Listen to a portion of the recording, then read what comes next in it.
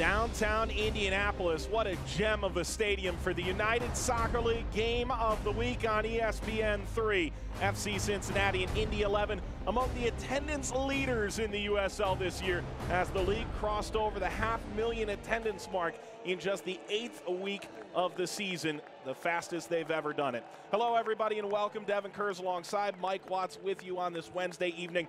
And for FC Cincinnati, they've played here before. They've played against this Indy 11 team. Before they handed Indy 11 their only loss in the USL to this point. All that in mind, they still don't feel like they've played a full 90 minutes yet. And they're hoping that whether it's formation, tactic, they figure it out tonight. Well, and starting off tactically, Alan Koch making a boatload of moves, trying to make their offense a little bit more prolific. You've seen that come to fruition in the second half of both games versus Pittsburgh as well as Ottawa. First half, abysmal. He changes formation, made a few subs here and there. They come out, they get some great goals. And you've seen that. That's what they've been able to do in second halves of these games. He's telling us, though, they're using the first 15 games or so to figure things out, to put a full 90-minute package together. On the other side of things, Martin Reddy and Indy 11, they've gone forward well, they've held the ball well, but they just can't find the back of the net at all. And Martin Reddy said, we're going to move things around, we're going to try things out as well.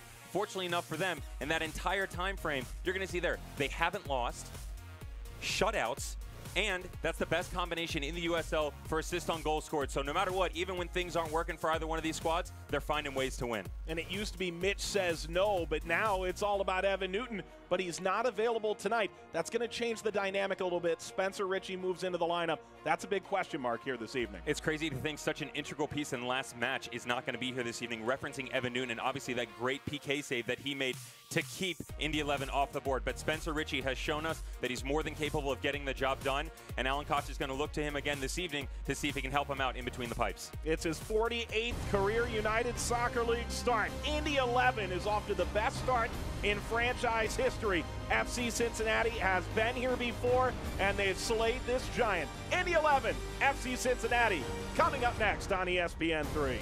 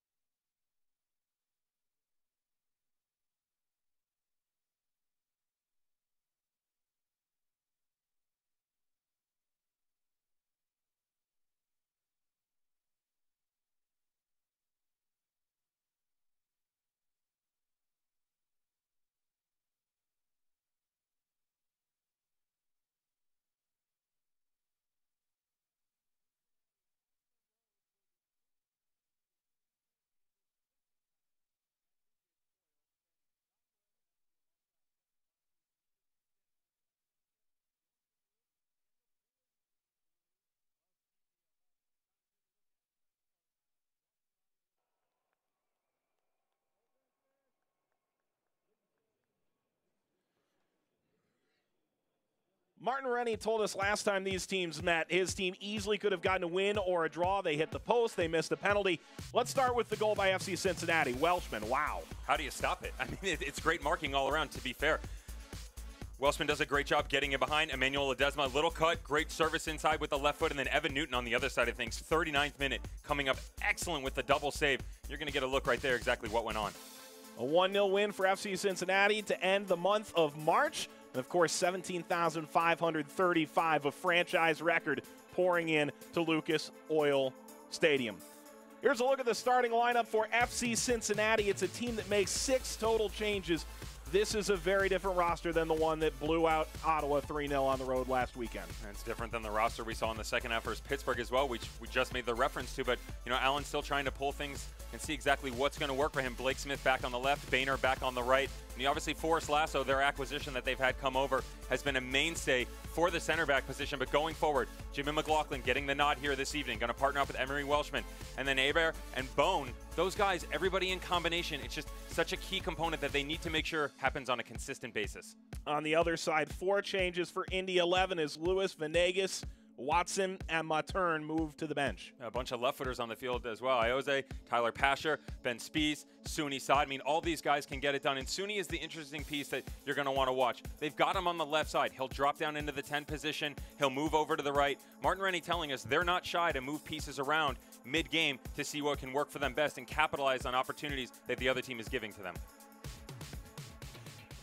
So Indy 11 at home, starting a 2-game homestand at Lucas Oil Stadium in downtown Indianapolis. And for FC Cincinnati, Alan Koch at the helm, and really his team now. They made a bunch of changes. They brought back 9. That means nearly twice as many came into the squad, signed a multi-year extension in August. He started as an assistant coach under John Harkes and has moved to the lead role. Bringing in Paddy Barrett, among others. He's set to make his first start for FC Cincinnati. For Indy 11, Martin Rennie telling us this week, when a lot of teams started preseason, they were still in flux. They didn't have a league yet. They come into the USL, and they've played better than I think anyone could have imagined at this point. You said it great, Mike. Didn't have a league, didn't have a coach, didn't have players, so they didn't know what direction they were going in. But I'll tell you what, starting on a short preseason like that, getting the engine and locomotive up and running, he's done such a good job. And I'll tell you what, again, we talked about all the pieces moving around and them looking for the right combination to be sitting in the spot that they're in, given all the odds they've been up against and all the components that have been in their way. They've done a great job.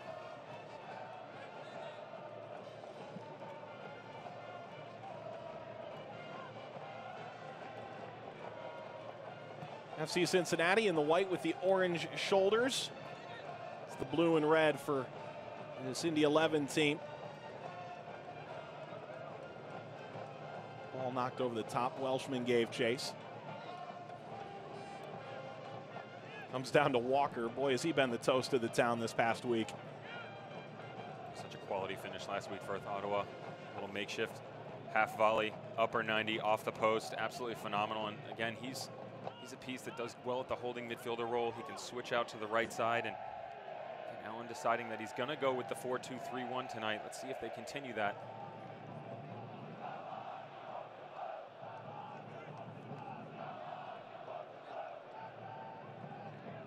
It's McLaughlin who's moved back into the starting lineup.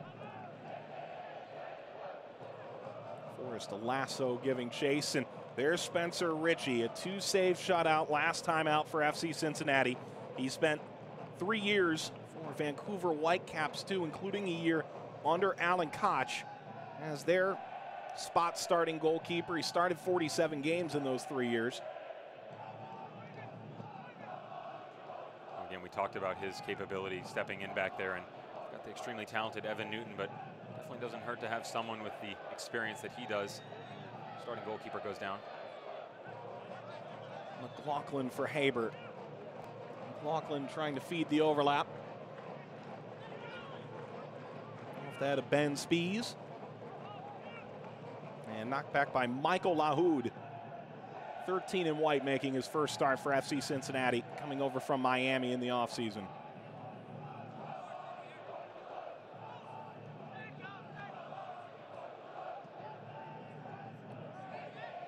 Walker seeks out Hebert to find Carl Ouimet.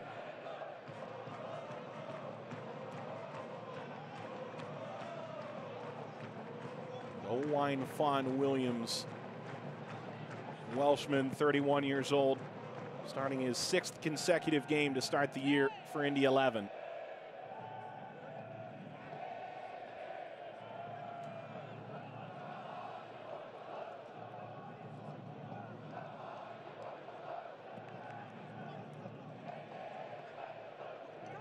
Steinberger.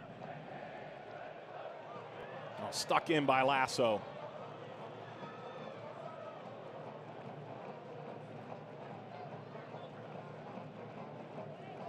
Head by Guerra.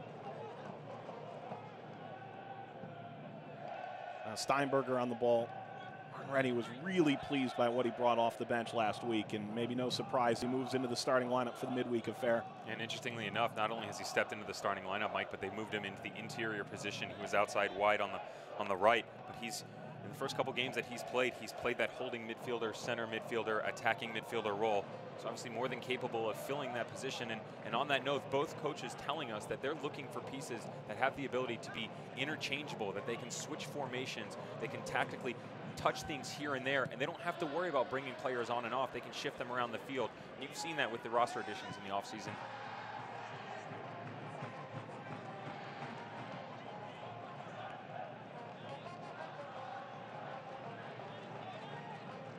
It's Ouimet. Intercepted by Walker. Return ball, and he pokes it ahead. It's Habert.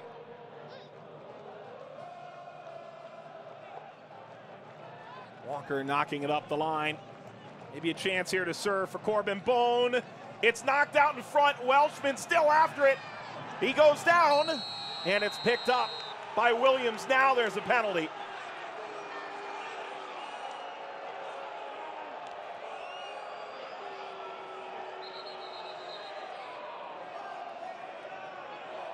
And Welshman still down.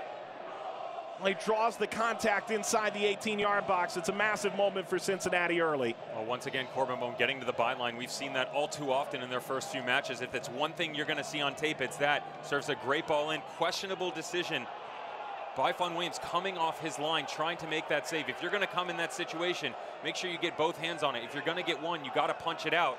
And you see collision on the backside, just a boot to the back of the head. Welshman trying to go through it, and just a follow through. You see Jimmy McLaughlin with his hand up, asking for a penalty, and our head referee Marcos de Oliveira stepping in. Obviously, you want to be careful anytime you run into a head injury. Carlisle Mitchell scratching the back of his head now. On at this referee that's made an apparently early significant decision. Welshman scored the game-winning goal in Cincinnati's win at Indy 11 at the end of March.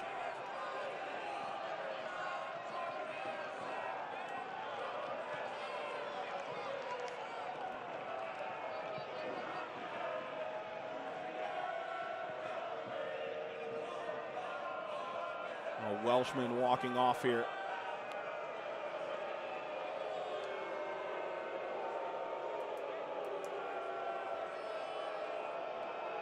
Well, it's a big moment here for FC Cincinnati, whose win here at the end of March was in part carrying through from the incredible save, not once but twice, from Evan Newton.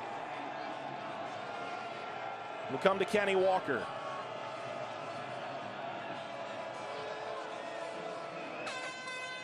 That ball right on the edge of the penalty spot, isn't it? My favorite argument to hear the opponent step in. No, the ball's not on the spot, but hey, you got to be consistent in your decisions. So rightfully so, our referee stepping in and making sure that everything's taking place. Oliveira blows the whistle. Walker puts Cincinnati in front. He scored in 3 straight.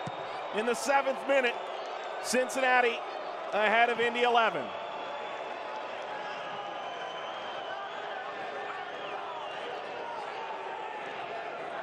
Sweet, sweet, sweet represent for Kenny Walker. Done such a good job stepping in. I'll tell you what, he had to deal with a concussion last time out versus Indy 11. And the revenge, absolutely amazing. Stepping up, great PK down into the bottom corner. Spencer Ritchie does not have any magic like Evan Newton had last time, and FC Cincinnati out and running.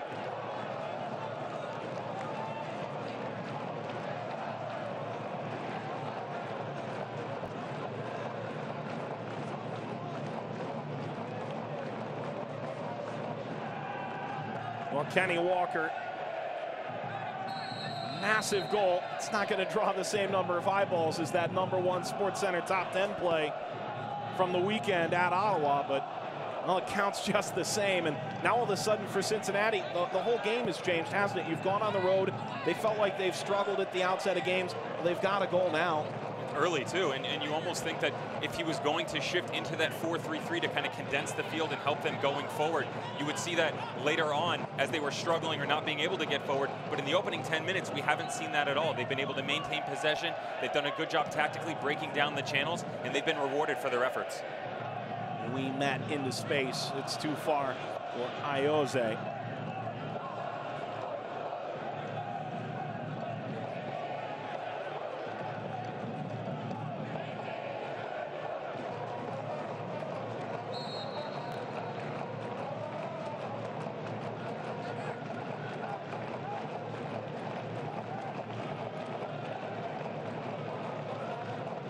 Richie, a chance to start here for the second time as many games as Hildebrand that went to Atlanta, Dallas J went to Phoenix, Evan Newton injured. A hip injury. We were told earlier today that he was good to go, but didn't make the 18. Slid out by Matt Boehner, who makes his second start of the season.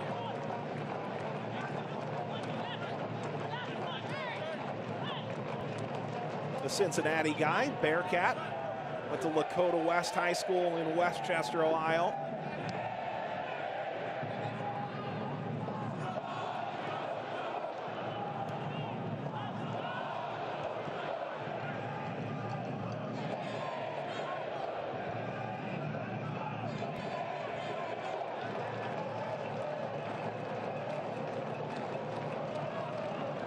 It's a dangerous turn from Guerra. Haber leading. On the way from Bone. And Barrett goes back to take it. Suni Saad making himself apparent. He hasn't had any touches on the ball in the early moments of the game, so just kind of forcing some will, so that his presence has been felt by that back line. The thing that we talked to about what went on last week with Martin Rennie was that they had the ability to get into the final third, and we referenced that, but just not able to put a lot together. And some of that has crept into their mind at times where you just have to keep a goalkeeper honest. And if you're 25, 30 yards out, have a strike, make sure you keep his eyes on the ball and just keep him involved in the game. If he starts to lull out of it, have a crack, you never know what you can pick up. Walker ahead. Welshman takes over. Haber played up the right channel. Haber shooting, it's deflected away. It's a corner for Cincinnati. The Brickyard Battalion applauds the effort of Mitchell. That's well done by Carlisle Mitchell. Once again, FC Cincinnati getting in behind. See excellent combination play with the holding midfield. Just an untimely turnover by Carl Wimet in the back. FC Cincinnati goes forward with pace. Can't find the back of the net, but again, threatening.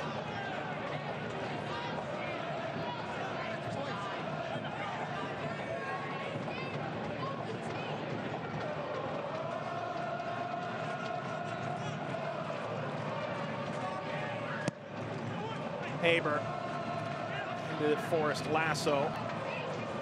And we'll have a second bite at the apple. Launches in, glances aside.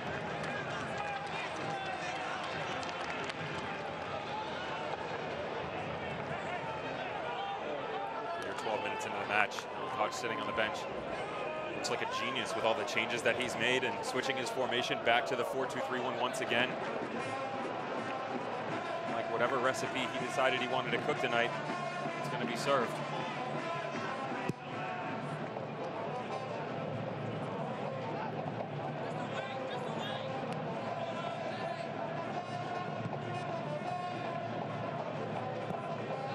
By Ayoze.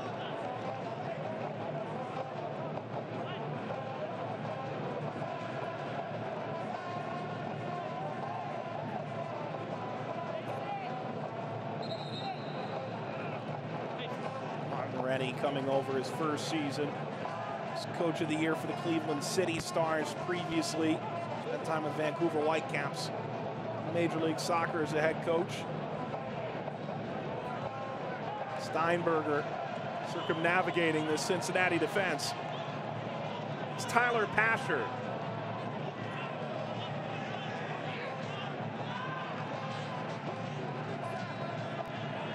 Away by Laoud.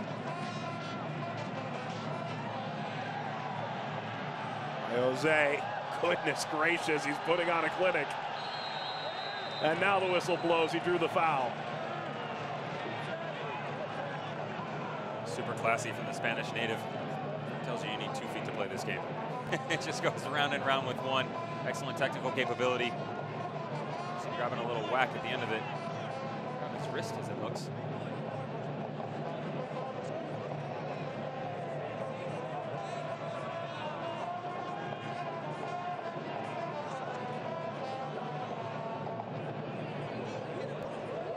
Absolutely amazing. You see Kenny Walker can't get in.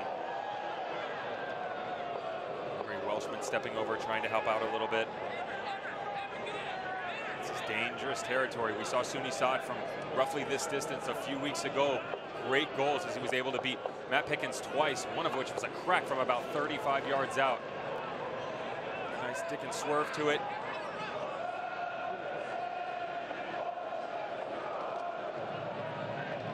Richie setting his wall.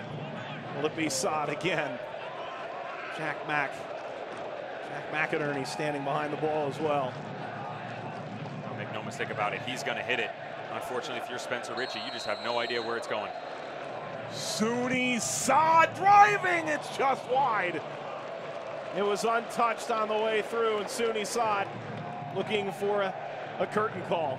And Suni will stand over most of their set pieces from the corner, dead ball situations, and you see why right there.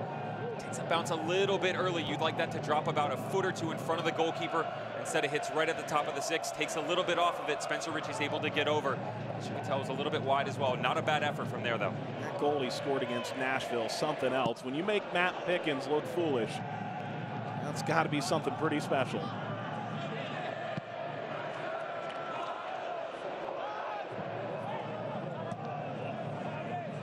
McInerney gave chase, and a throw for Saad.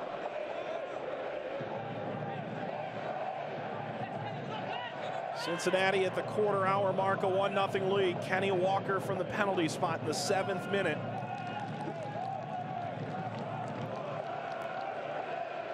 Cincinnati trying to extend a 3-match unbeaten streak.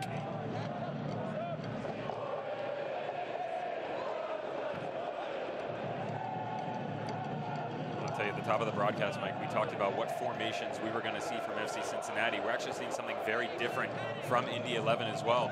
We showed you a 4-4-2 graphic, but if you keep an eye, everybody's shifting a little bit. Suni's gone out to the left-hand side. Tyler Pasher, who we normally see on the left, we've even seen him at marking back on the left side. Ioze coming back. Tyler shifted to the right side. Ben Spies has moved into the attacking midfielder role. So they're now playing a 4-2-3-1, which is going to isolate McInerney up top. The two combinations squaring up against each other in the middle. It's going to make for a fun battle. And Spies trying to get by Corbin Bone. One of these Cincinnati originals. Walker in pursuit as well.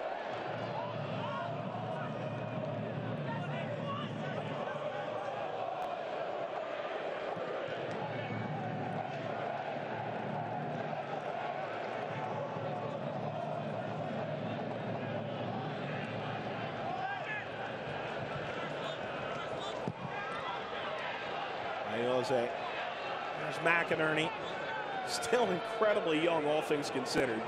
7th overall pick in the MLS Super Draft back in 2010. He was 16 years old. Now 25 years old. He's been a pro for 8-9 years. Has the goals to show for it, 43 in Major League Soccer. It's insane to think that we heard his name called so long ago, but like you said, only 25 years old, still such a career ahead of him. His own right here. It's in the 11 squad.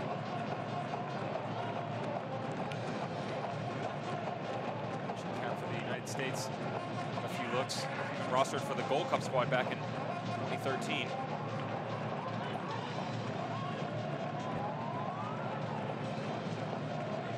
Down well by Haber.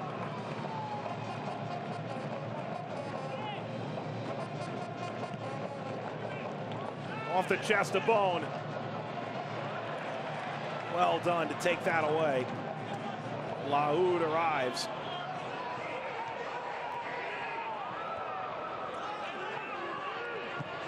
Steered the ring.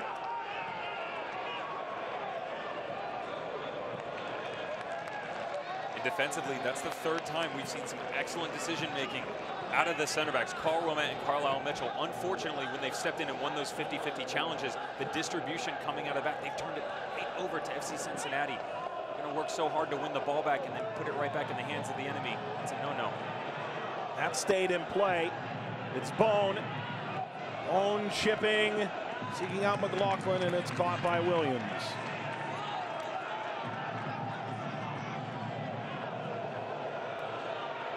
That's part of the discussion we have with Martin Rennie. Now, possession clearly important to him. He spoke to us this week about how possession can be misleading. You score early in a game, and then you concede possession and decide you're going to play for the counter and make sure you don't go give up a goal.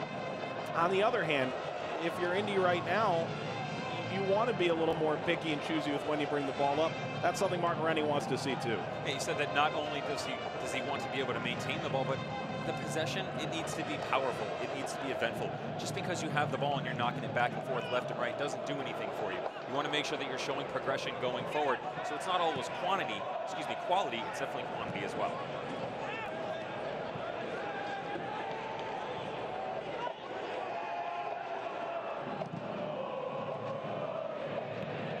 Right on the spot for Haber. So knock it through for Boehner. So Ouimet now won the USL Cup in 2015. John Walnick at New York Red Bulls too.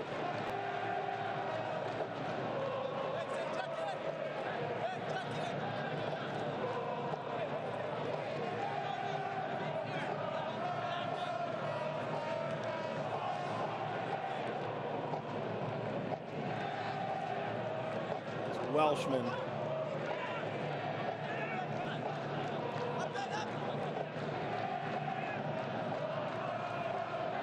No Richie Ryan tonight.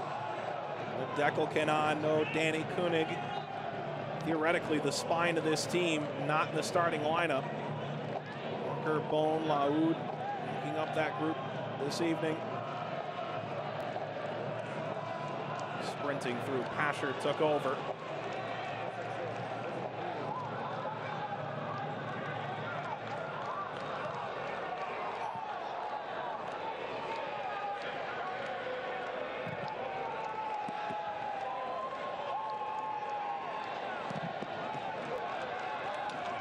Played long, brought down by Welshman, collects again, intercepted, now the shot on by Bone. Haber gives chase. Ricochet out for a Cincinnati corner. Well done by Welshman being able to hold the ball up, and again a good step from the center backs, but you provide the pressure onto Welshman, ball sprays out to the top of the box, you put it right on the left foot of Corbin Bone. Rennie needs to have a few words with the guys on the back line. Them strategically organized a little bit better. Talking about things that you learn as a young lad, spraying the ball outside once you win the challenge. Haber for Lasso! Knocked it wide of the post. Lasso, a career-high 6 goals in 27 appearances last year for Charleston, including 2 against Cincinnati. Yeah, the goalkeeper, Wayne Font Williams, the last thing you want to see is that big frame, 6'5", Forrest Lasso stepping up. First time defensively, we've really seen a lot of challenges in the air. You can see Lasso definitely up to the task.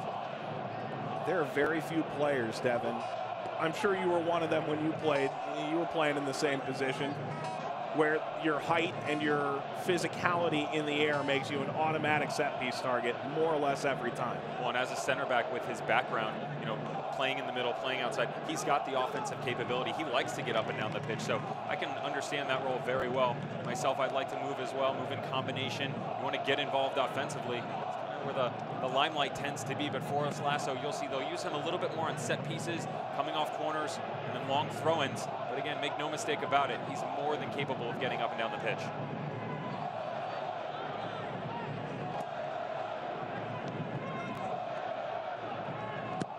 Steinberger.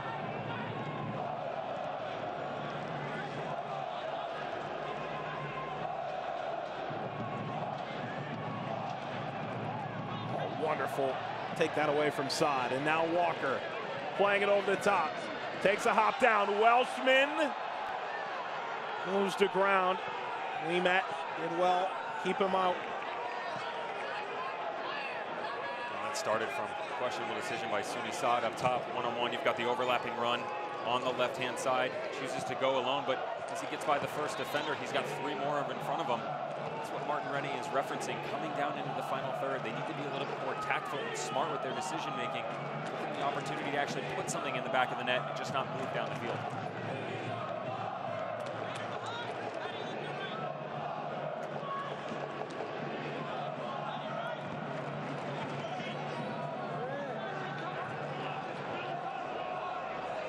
Asher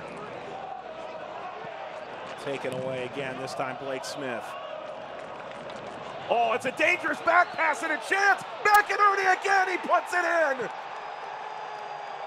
Oh, devastating for Cincinnati, and Indy makes it pay. 1-1.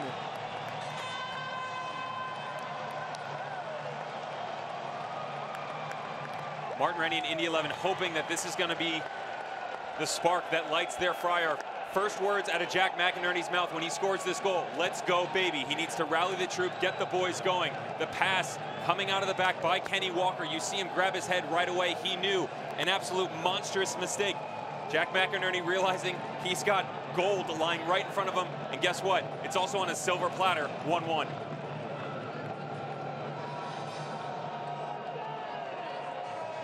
His second goal for Indy 11. So there's 43 goals in Major League Soccer. And McInerney on the board. We're back to square one. FC Cincinnati have to feel absolutely snake-bitten right now. 25 minutes in, such a good job coming on the road, getting out, getting that early goal. And they didn't pull off either. They kept going forward. But again, untimely turnover, Indy 11 making the most of it. McInerney migrating to the wing. First clearance from Lasso fell a bit short. This more convincing. It's McLaughlin.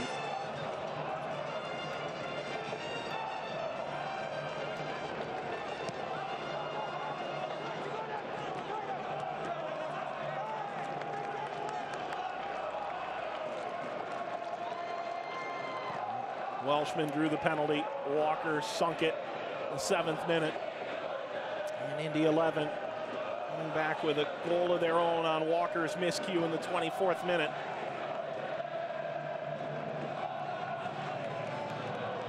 It's an Indy 11 team that has already established 10 points in their first 5 games. It's a team record for the span.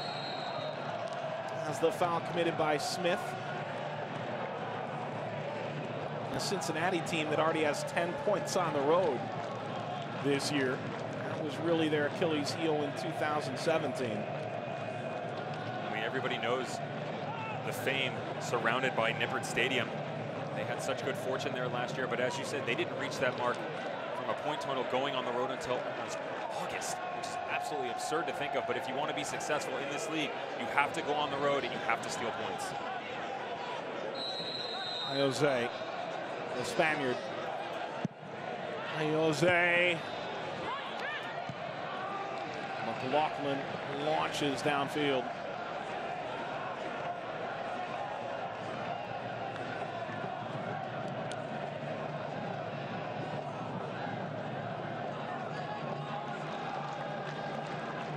Asher twice reaching the USL Cup final with Swope Park, one of the really strong signings.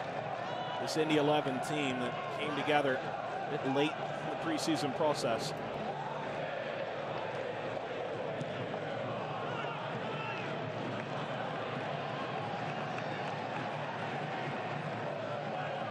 Jose. A wonderful ball into the 18. The turning shot, Richie knocks it aside. And Ben Spies getting into the action in the 28th. This is the patience that Martin Rennie will want to see. You'll see Ben Spies takes a look up, waiting for the run by Suni Saad, holding.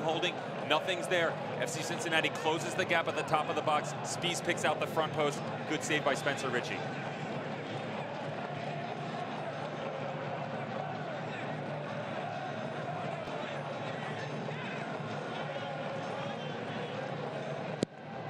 It's Spies.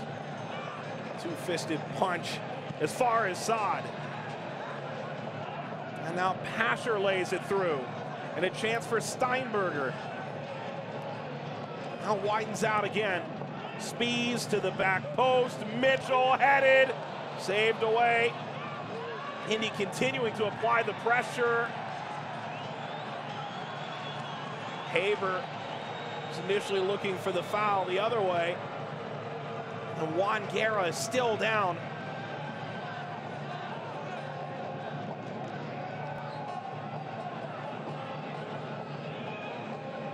You're going to get another look here. Smart by Mitchell to try and pick out the back post. It's a situation where you don't necessarily have to goal for goal. Just put it in the mixer as it comes back across. Juan Guerra stepping in, trying to raise his foot up and just knock the ball back into play. Unfortunately, on the negative side of recipient of a bottom of a boot, it's going to sting a little.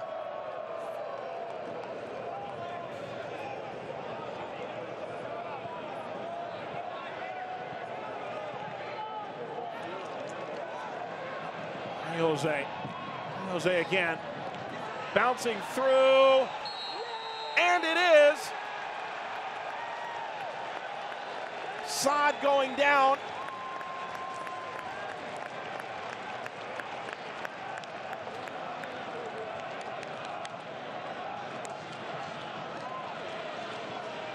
Has he won a penalty here for Indy 11 in the 30th minute? Alan Koch, clearly disappointed.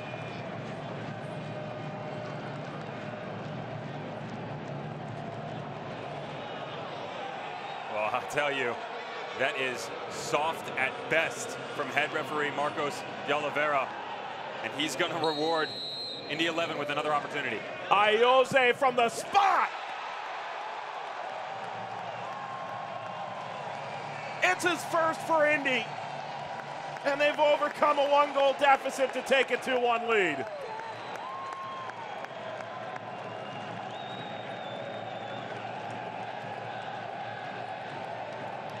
Well, it's always frustrating when the referee influences a match in this manner, making a poor decision, pointing to the spot. It is definitely not a PK. Ayoze doesn't care, steps up, says thank you very much, and it's a phenomenal PK. Instep of the left foot, bottom corner, and there's nothing that Spencer Ritchie can do as Indy 11 have jumped out to a 2-1 lead.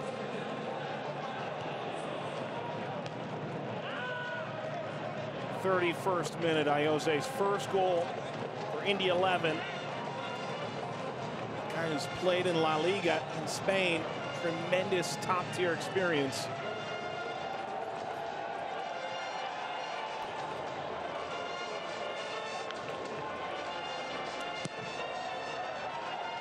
Lobbed over the top. Well, that takes an odd hop. Welshman was in an offside position.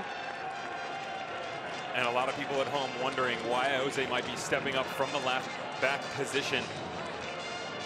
Once it's pointed to the spot, Martin Rennie giving him the nod to go ahead. I'll tell you what, he is a great distributor of the ball. At every level we've seen him play at, he's been an integral piece, so much so. You want to see a highlight tape? Go back to Suni Saad's goal, first one, Nashville. He puts a ball on about a 40-yard rope, drops it right in front of him. Suni makes the most of it. So obviously a great ball striker, and that was a good representation of it right there.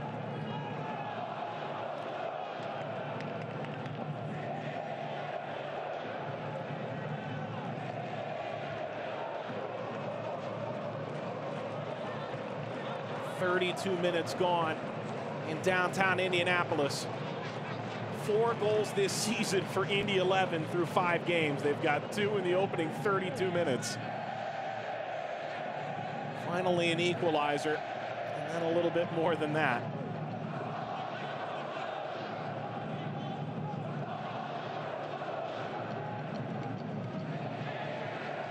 Long throw. Bone. This lobbed from distance, and Brad Ring didn't have quite the same lob capability as Cincinnati showed on the road to Ottawa over the weekend. Tried to pull out a page from his own book. Unfortunately, he didn't realize he was reading a newspaper.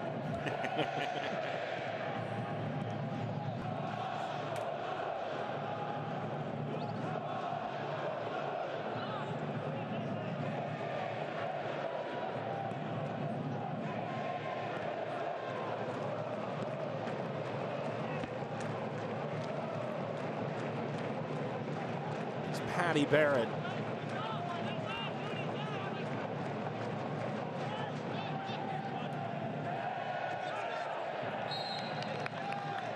Haber lost it over the far touchline.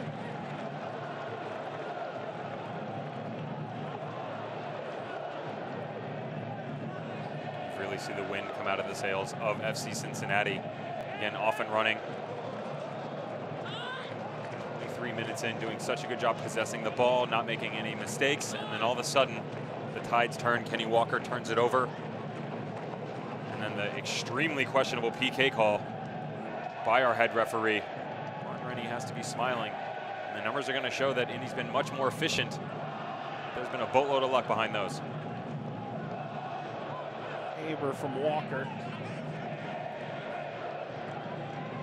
Steinberger stepping in. Sneaks that out of harm's way to Pasher.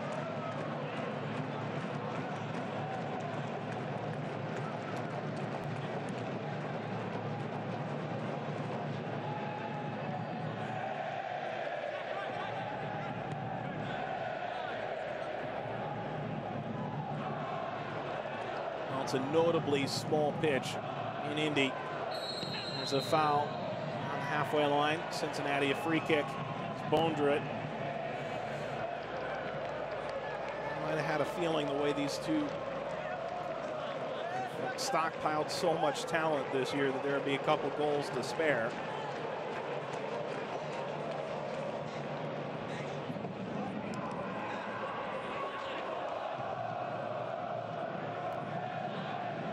Haber again to take this set piece.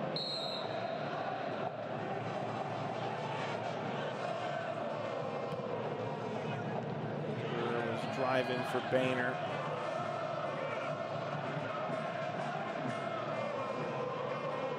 Swept to Laoud.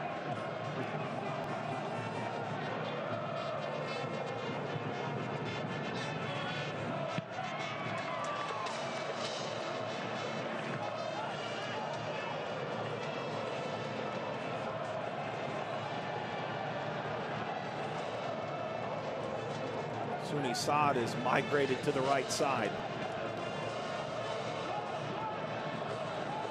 Steinberger went down a little too easy for the referee's liking. We were talking about how these front three for Indy will move around, and that maybe they didn't do that as much as you expected in the Charlotte game on the weekend. They seem to be doing it right now. And you've seen them go back and forth. Suni's back on the right. Tyler Passer jumped over to the left, and Martin told us that they got in a number of times on a few occasions, but unfortunately they couldn't execute on the crosses, and they stopped shifting people back and forth to get a little bit of regularity from their squad. You saw that in the second half versus Charlotte, but again, couldn't find the back of the net. Trying to switch things up here now, maybe grab another goal before half. Haber airmails that out of play. Haber, a guy who left Cornell to sign in Israel, ended up in Cyprus after that. He played with great captain Dekel Kanan in Israel. Oh, look at the scoring summary. Early penalty in the 7th minute by Walker. And then McInerney in the 24th in the run of play, and Ioze in the 31st. Get us to a 2-1 Indy 11 lead.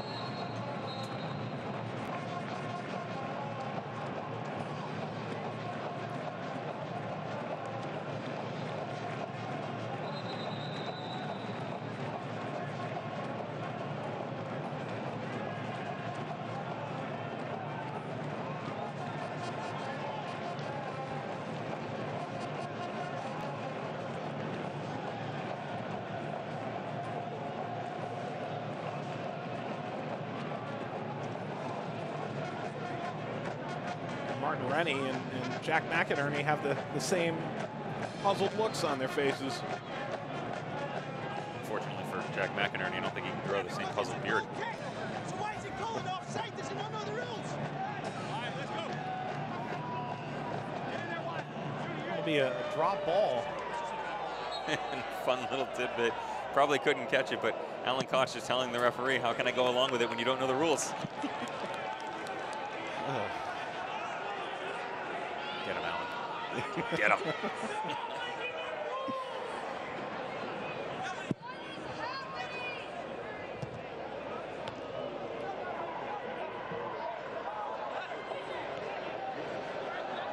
Asher knocking back at Steinberger's touched most every yard line on the field to this point.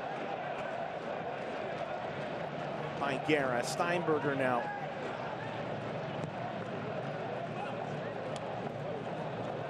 Laoud.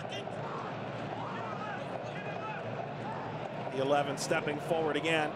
Laoud on the mark again.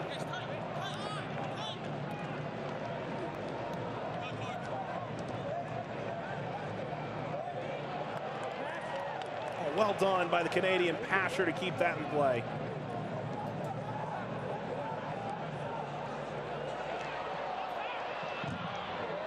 McInerney with a blast that's deflected on the spot.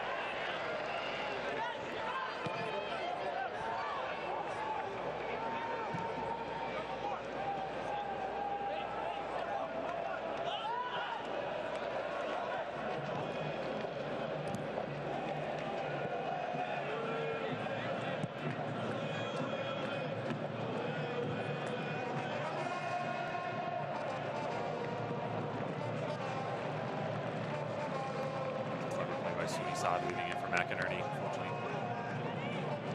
Back from FC Cincinnati, stepping up, seeing the play as well. Read it.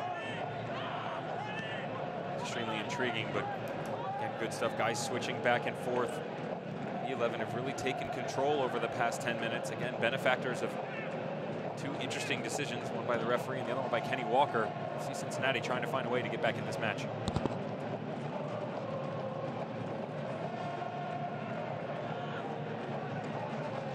To Smith, who spent time in Indy in 2014 on loan from Montreal Impact. It's McInerney.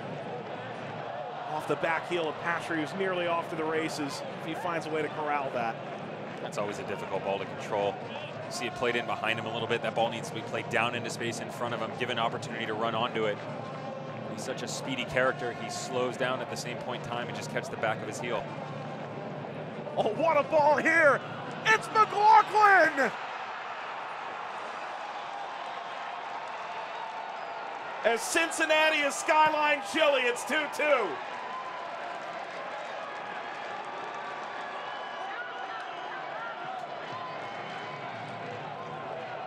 First things first, in the offseason, we're going to have to get Jimmy McLaughlin some dancing lessons. Let's start there. But how about the ball movement by FC Cincinnati? Comes into Welshman, and just a classy little flick by Corbin Bone, using that deadly little right foot that he's got. And great angle here. Jimmy McLaughlin just lines up and picks it out. Spencer Ritchie, you got a hand on it. You got to do a better job on the other one. Von Williams on the other side can't do the same, and he cannot deflect it whatsoever. And it's 2-2.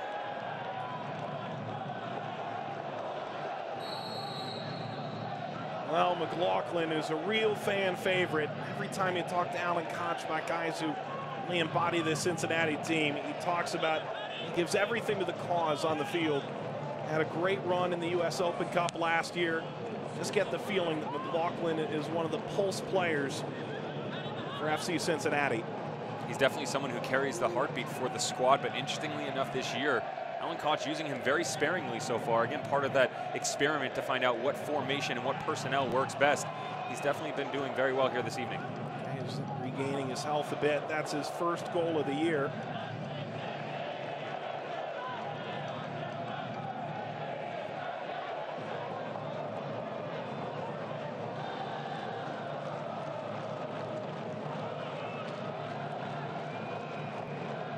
Laoud recovers for Cincinnati.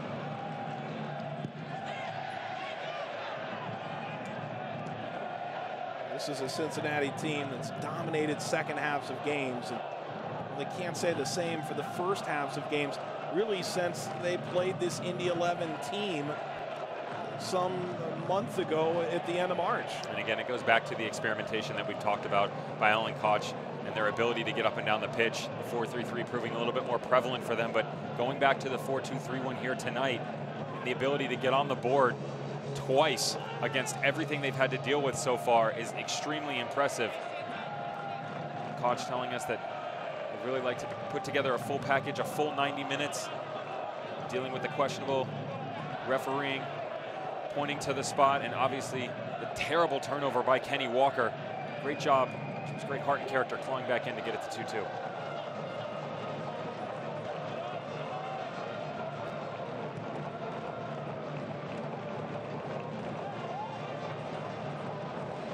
Welshman pushing and shoving.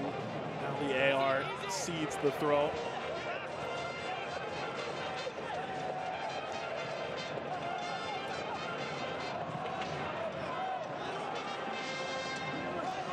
Smith knocks it back. It's McLaughlin. McLaughlin trying to slice that across the grain.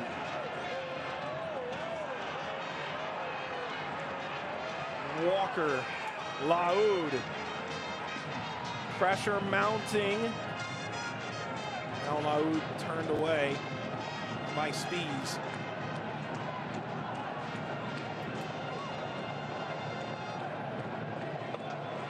Coming up at halftime, we'll remind you that Kenny Walker almost assuredly has already locked up the USL Goal of the Week.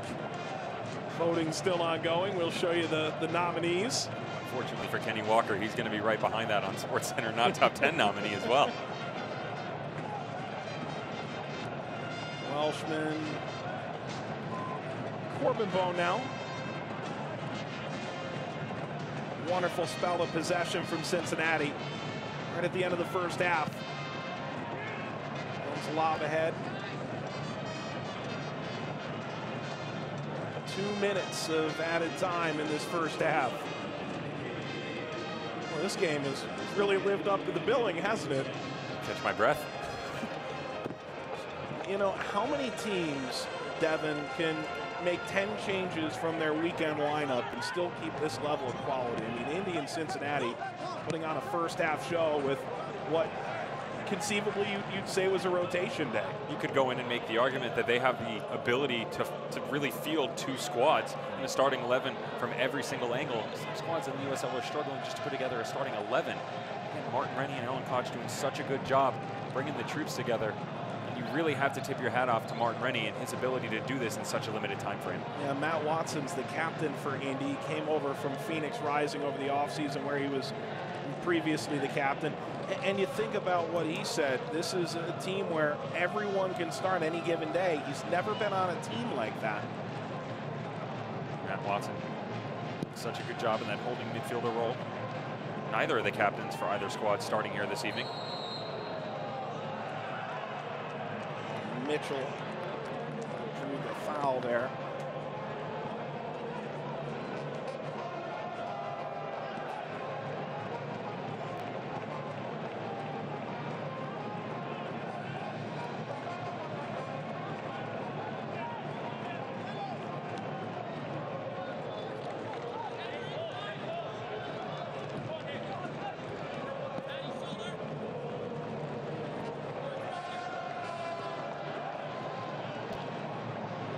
Asher dispossessed.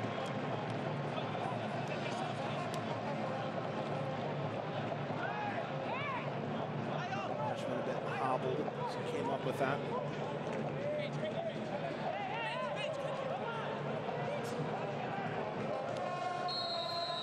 We've reached the halftime whistle. Best offensive first half by goals scored for both teams all year long. Both teams the beneficiary of a penalty. Both teams finishing one in the run of play as well. It's a deserved 2-2 after 45. Fame and fortune for both squads, for sure. The fame on the end of FC Cincinnati, their excellent ball movement, good job breaking down the back line, and the recipient of referee's PK early on, and a phenomenal finish by Jimmy McLaughlin, and the fortune going to Indy 11, and some questionable decisions by FC Cincinnati, as well as the head referee, but knotted up 2-2. Kenny Walker from the spot in the 7th. An immediate response from Indy 11. McInerney, Jose, and McLaughlin leveling it shortly before half. Highlights and much more coming from Indianapolis after this.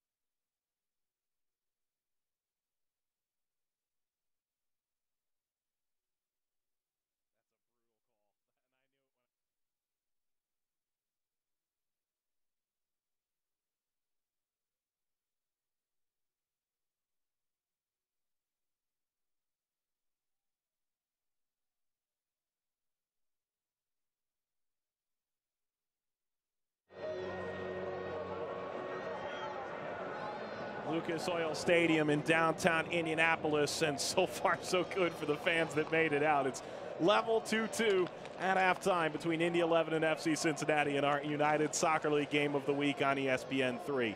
How about this? Over 500,000 fans have already attended USL games league-wide, and we know about Sacramento, sellout every week. We know about Nippert Stadium, oh my goodness. Indy 11, one of these new teams that's rocked the league early on, and Las Vegas Lights is an atmosphere unlike any other. We should say that. If you haven't had the opportunity to see the Lights in action, go watch them. I mean, just do it. Fly out there, go to a game. It will be the highlight of your year. But if you can't be able to free up your schedule, I'll tell you what, throw them on your telly, take a quick look. The home fans are absolutely amazing. The Get Lit Zone, you're seeing it right there. And top to bottom, they've been extremely interesting to watch. And as we're sitting here talking right now, they've only got one loss. They've been able to get results. Most recently on Monday night, the grand opening for Zions Bank Stadium versus the Real Monarchs. And why do you think that these teams are able to get such good starts in the standings? Probably because they're getting so many fans in the stands. Attendance is absolutely amazing, and anytime you have your home fans behind you cheering you on, it really does push you to that extra effort and gives you that sort of 12th man and feel mentality. Well, if you haven't heard about Jack Blake yet, not only is he an outstanding player for the Tampa Bay Rowdies, but he also handpicked his favorite highlights from the week that was, and often it's not the great goals, it's everything but. Let's take a look at the weekly Blake Down. Welcome to the Blake Down once again. Thank you to everyone on social media that's given me positive comments, and I really appreciate the support. Here's episode 5, week 6 of the Blake Down. Canadian soldier here in 2018. Played into the penalty area, some good give and go here. There's a shot, and they've opened the scoring. This team goal by North Carolina is fantastic. If you notice that there's always players on the move, they're always giving the attacking player who's got the ball an option to move. For Rios there, he has 2 or 3 options at the time when he received the ball, and he just found himself in extremely good space. But again, it's just the constant movement of the team, and it makes it very difficult for the defenders to track runners. Once again, it's a fantastic first-time finish, especially on turf, into the top corner. Oh, bad back pass. Arboleda picks it up, takes the shot, and puts it in the back of the net. Arboleta's goal starts with his positioning. If you notice, he gives himself an opportunity to close down the centre-back, and he reads the pass extremely well and uses his pace to get there. And then obviously, once he's used his pace, he has to slow himself down. And you see from the finish that there's nothing the keeper could do about that.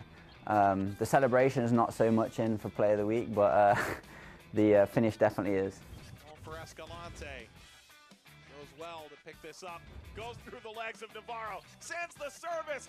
Escalante's skill here has 2 or 3 different stages. The first stage is when he receives the ball, and it's not the greatest ball to him, but he makes the most out of it. And when he turns, the defender, he's expecting the defender to tackle him. When the defender doesn't make a move, then that's his opportunity to create the skill. And the composure as well. Once he's made the skill, not to get carried away, but to have the composure to cross it. And it's a fantastic cross, and I think he's expecting more from his striker there.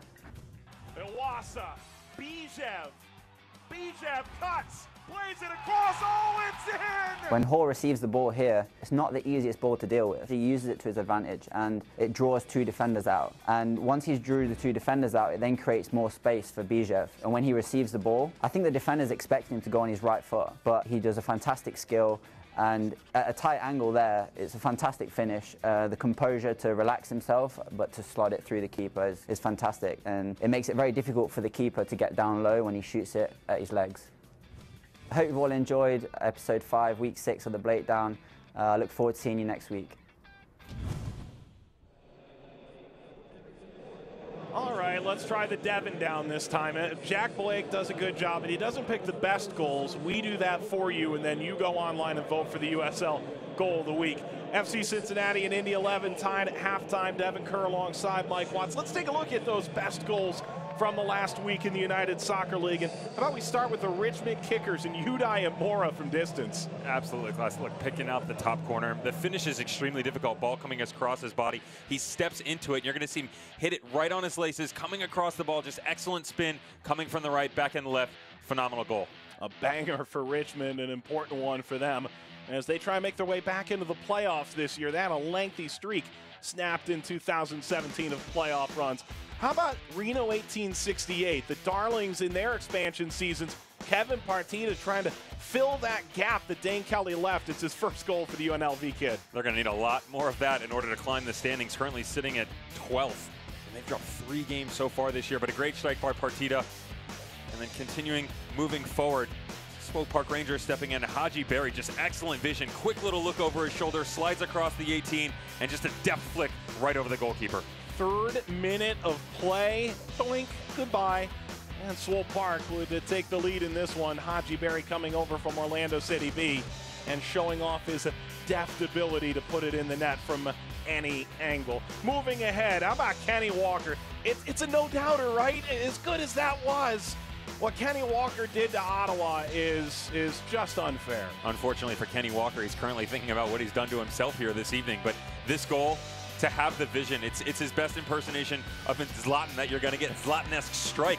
Half volley from about 50 yards out, picking out the upper corner, and that angle right there shows you right off the sidebar. And Ians von Tessen, not once, not twice, it hits the post 3 times, and yes, it did cross the line. Another one that is such a difficult ball to hit. You see him, body's natural position, coming across the ball, couldn't get all the power onto it, but it only takes about 2 or 3 hops, picks out the post, and just off and running. Great finishes all around. Have you ever had a 3-poster? I've had 4 of them. Yeah? Like, I'm that good. Come on. Oh, okay. Voting's open till Thursday to pick your favorite on USLsoccer.com. And, well, if you want to see Kenny Walker unseated, you're going to need a lot of votes. He's over 85% of the ballot at the present moment. Indy 11 coming back from a 1-goal deficit in the opening 10 minutes. Cincinnati leveling the match in the final 5 of the first half. We'll show you how it all happened when we come back to the USL Game of the Week.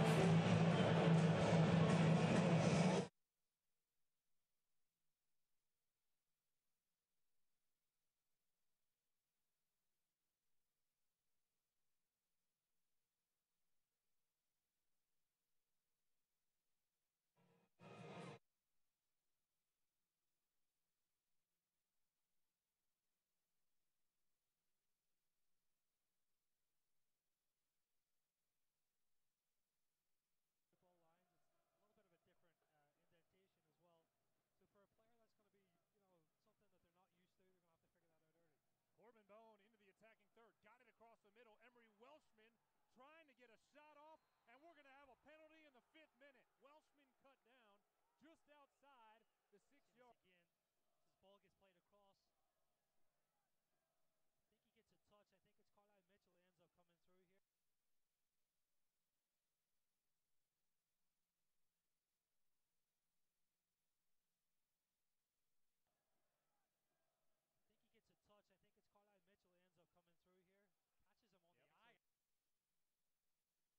here. Walker on the penalty. Steps to Blake Smith pokes it away. Zane McLaughlin unable to pick it up. Poorly played ball. Back, a big save by Smith. Takes a shot.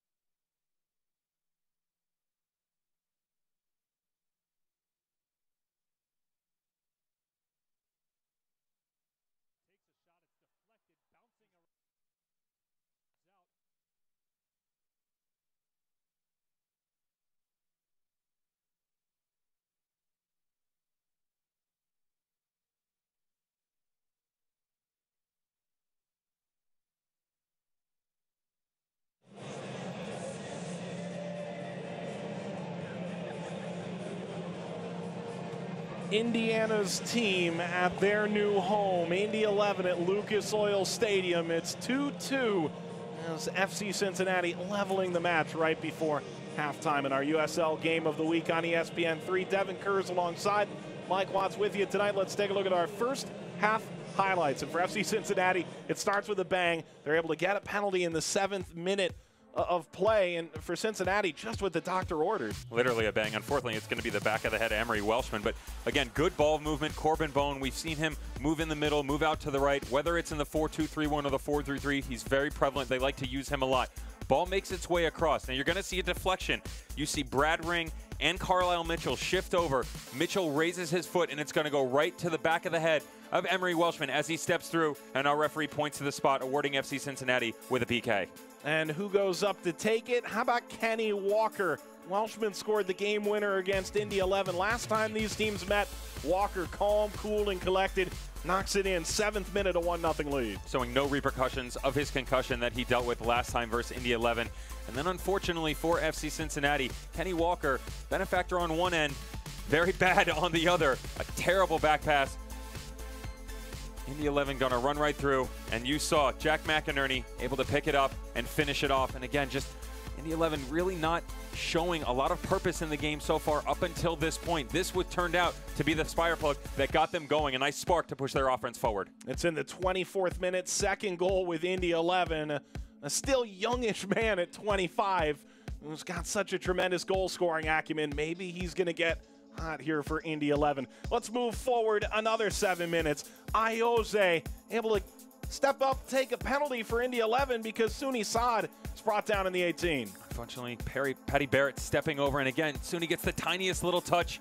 This is going to be a decision that could come back to show extreme cleverness in this game, and unfortunately on a negative end. You hate to see a decision like that push the game in this manner.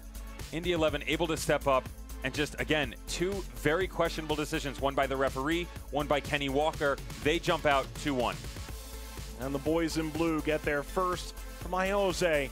Well, the orange and blue not done yet. How about the service from Bone and the finish from McLaughlin in the 42nd minute? It's his first of the year. The Cincy traveling faithful watch the match level at half. An excellent job by Emery Welshman, stepping back into the midfield, holding up the ball, stepping it over to Corbin Bone. And again, you said, just a phenomenal ball played right across, and Jamie McLaughlin takes one little look over his left shoulder, picks out the far corner, and FC Cincinnati very fortunate that they were able to gain some momentum towards the latter part of the second half. But again, Jimmy, we got to talk about the dance moves, buddy. I think he took that from Snoop Dogg.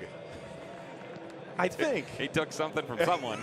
It's 2-2 here at halftime. Here are the match stats. And Cincinnati has more of the possession. It's interesting because that's something we spoke about a lot this week with Martin Rennie. About 36 minutes into the half, Cincinnati was kind of falling off a little bit. Indy 11 had jumped out to 53% possession, sitting on 8 shots, 5 on target. But in the final 10 minutes, you see it. They only got one more shot off, and they succeeded 8% possession. So good job by FC Cincinnati playing back in. Again, we talked about heart and character. They showed a lot of it in the final 15 minutes of the first half. So it's all square through 45 minutes of play. As we take a look at our upcoming ESPN schedule for the USL, a new multi-year deal that sees every other regular season game outside of this package on ESPN+. Here's what's coming up on ESPN3 the next 3 weeks. Cincinnati will host Bethlehem Steel at the madhouse that is Nippert Stadium, and then Indy 11 will be on ESPN News on July the 4th, Independence Day, taking on Ottawa Fury, who are still seeking that first win. Unfortunately, Avia hasn't been able to put it together, but how about that Nashville Indy 11 game and St. Louis FC versus Phoenix Rising? Those are the two that I've got my eyes glued on. Two teams out west that have a tremendous potential. Well, this Indy 11 team comes back from a 1-goal deficit. They see the match leveled right before halftime. So, Devin, how do these teams come out in the second half to try and escape with 3 points and not share the spoils? Well, we're back to square one. And that's the biggest thing, is that you're basically sitting at 0-0. I know we've had 2 goals and this, that, and the other, but FC Cincinnati showing in the first 22 minutes, 23 minutes that they were going to boss this game. Unfortunately, some decisions come into play, take the wind out a little bit, and you see Indy 11 creep back into the match. I think we saw a tale of 2 halves in the first half almost, which is crazy to think, but they've really gone back and forth. I think both should feel lucky to be sitting where they're at. Forced lasso for FC Cincinnati knocks it ahead. Cincinnati had allowed 4 goals this year. Indy had scored 4, and both 2 goals on each side of the ledger through halftime. As Walker drives up the right-hand side. Off the foot of Daniel Haber.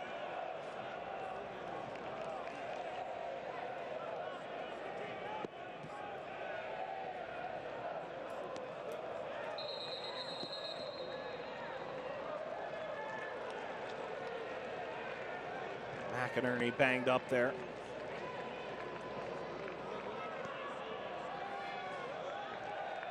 Off the for the Wangara.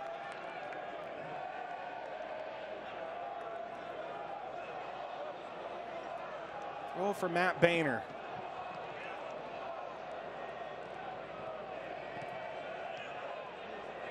Walker trying to collect.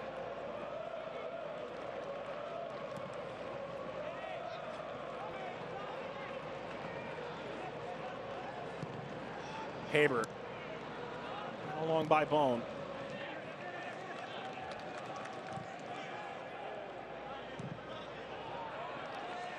All over the top, that'll find its way out. And think about FC Cincinnati from last year. They lose Harrison Delbridge. He goes to Melbourne in his native Australia. GB on the move. Mitch Hildebrandt went to Atlanta. Austin Berry's now the strength and conditioning coach, the former captain. Other players making their exit over this offseason. Today they're without Koenig and Al-Badawi and Ryan and Kanan and Hoyt and Newton. So not necessarily the full squad for Cincinnati. For Indy 11, they brought back just 3 from last year. And just 1 player from their inaugural squad 5 years ago, Brad Ring, who's starting tonight. Funny to think when you go back to one of the old coins or slangs that they'll say, if it ain't broke, don't fix it. Things have been moving in the positive direction for Alan Koch and this FC Cincinnati squad over the past 2 games, but deciding that he didn't like what he saw and just throwing the entire playbook away. He's done that mid-game a couple of times this year. Haber take it again, and large in part a rotated squad tonight to be sure. Haber. Chanced out for McLaughlin, who tried to cut it back. Marvin Bone couldn't strip it away. Sooney Saad.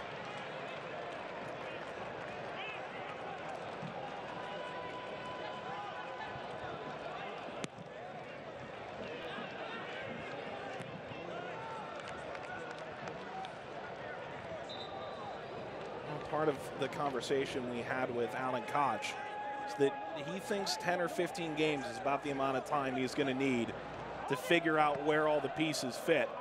And you pointed out 3 different left backs in the last 3 games for Cincinnati. Still trying to figure it all out here in the early going. And he's about halfway through that process that he's talking about. And to be halfway through that, sitting at 5th in the Eastern Conference, I get it, you're not finding the back of the net and you're not seeing the play that you'd like to see on a regular basis, but to be spitting where you're at, you've got to be very grateful.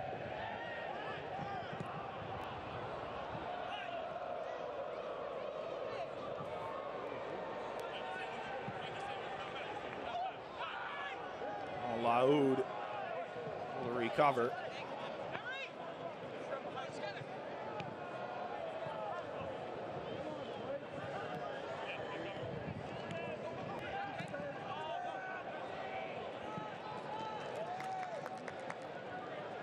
Well, there's Ring.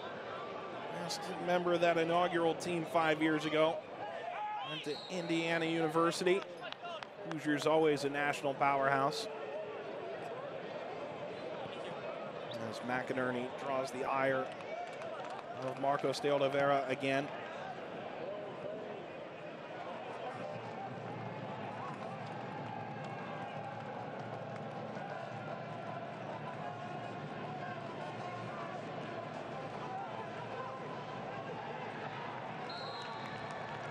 Steinberger's got to do better there. Works so hard and you pull it back, release the ball.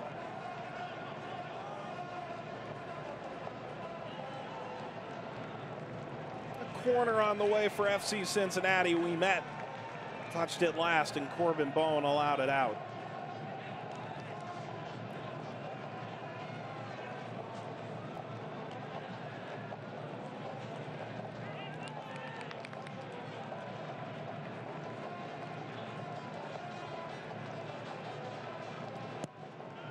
Haber, header is over from Forrest Lasso again.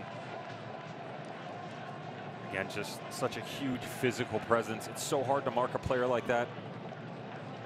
You can see him, he's tall. He's got the big broad shoulders. He knows how to use his body in a positive manner, which is the biggest thing. And that's being a center back, knowing what you can and cannot get away with.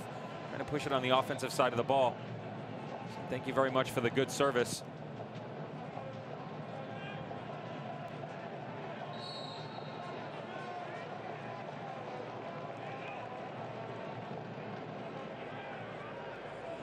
Barrett back to his feet.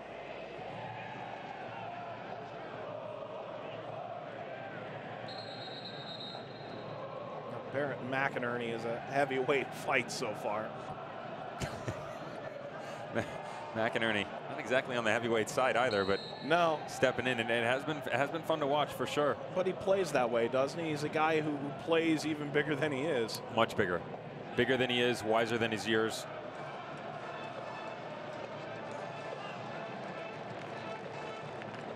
Welshman dispossessed.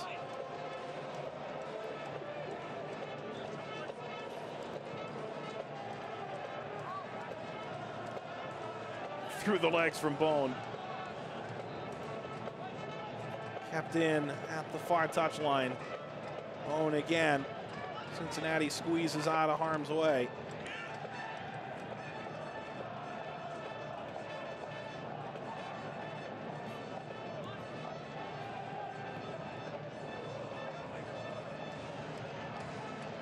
Welshman back heel. Bone dispossessed. Haber on the move, but carried ahead. Jose, who scored his first goal for Indy 11 from the penalty spot in the first half. Good stuff from the Spaniard coming out of the back, and you can see Haber trying to pull his jersey. Got away with a little bit of a professional foul there. Classy by Jose to keep his cool. Steinberger widening out and serving for McInerney. Caught on the fly by Ritchie.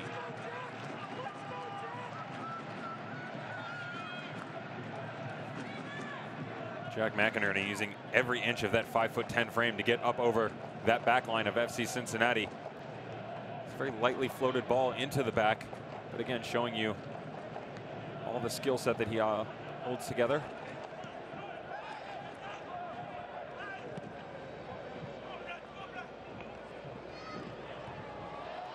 Ring pops it up. McLaughlin off the hop.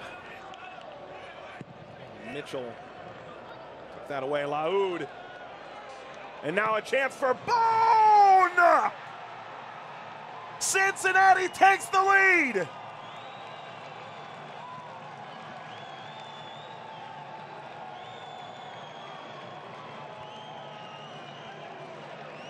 Third time is a charm, ladies and gentlemen, for Corbin Bone.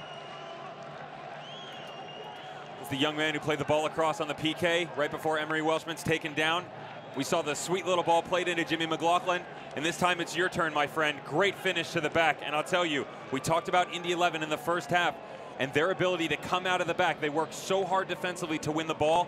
Once again, Carlisle Mitchell clearing it right to the middle of the park. Good ball movement, great finish.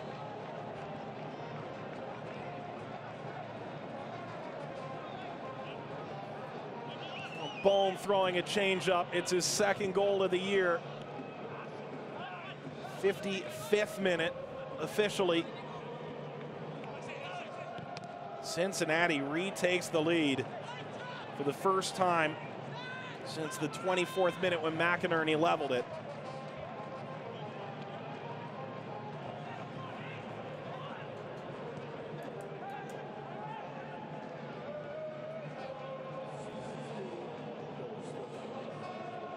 Jose.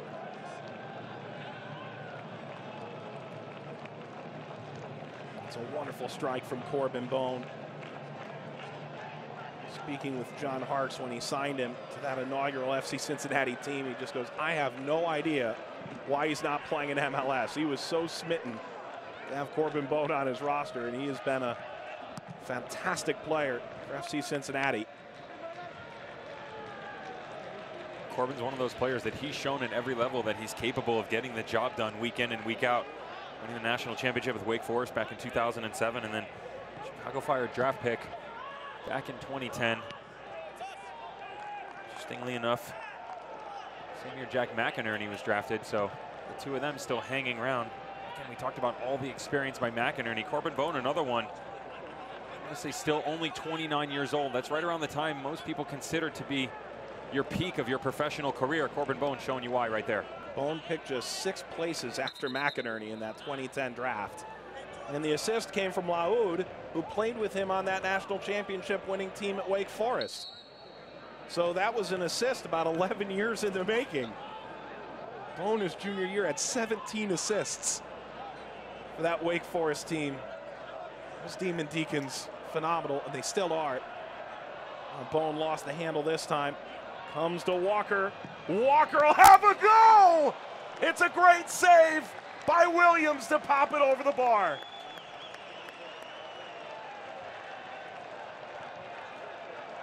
Well, Kenny Walker has shown us the capability from an improvisational standpoint, but how about just teeing it up? It's about 26 yards out. Fawn Williams, whew, lucky to get a hand on it and get enough on it as well to push it right over the bar. Well, Walker was looking for another. Williams coming up with a masterpiece of a save.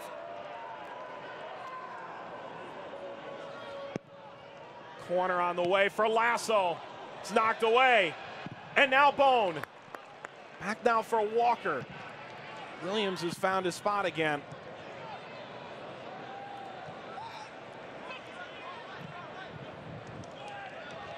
Smith wide left. McLaughlin serving. Williams makes that catch. Lasso daps up the goalkeeper.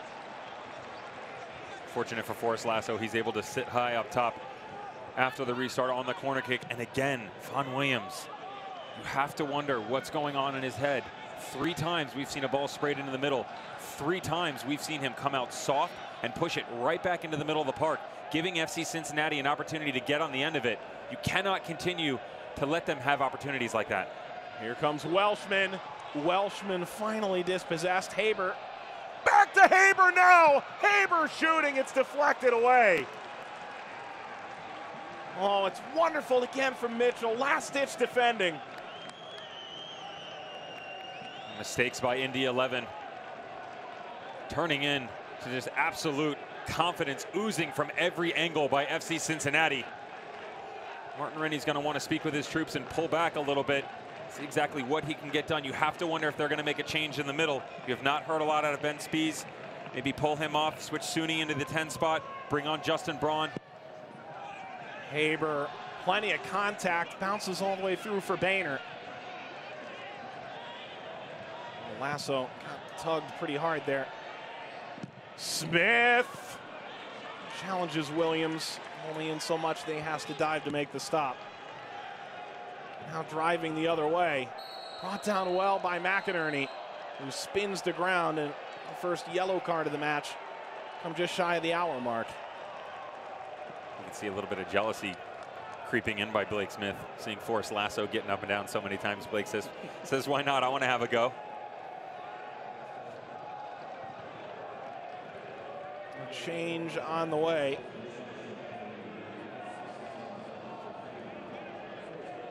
Zach Steinberger will come off. Guy who played at Butler out of California. Spent 2015 on loan after being drafted in the first round by Houston. Lewis and Watson both will come on. Lasso got the yellow card. That is his 4th of the year, so he's moved into yellow card accumulation warning moving forward. Ball lobbed ahead to the back post. Kept in play by Nathan Lewis, the native of Trinidad and Tobago. Coming off the bench for the first time in 4 appearances this year. Here's Lewis. Lewis looking to curl.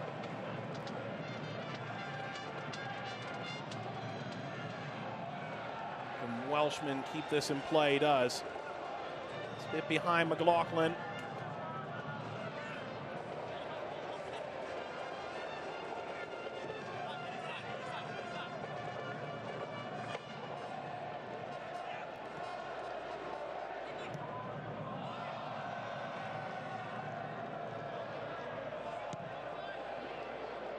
The right side, Boehner's bombed forward again. A bouncer that Williams contains. Spees giving way to Watson. Steinberger giving way to Lewis. The changes to the 60-minute mark. Bone McLaughlin, stop and start. McLaughlin off of ring, and a corner on the way. McLaughlin at the center of it all again for Cincinnati.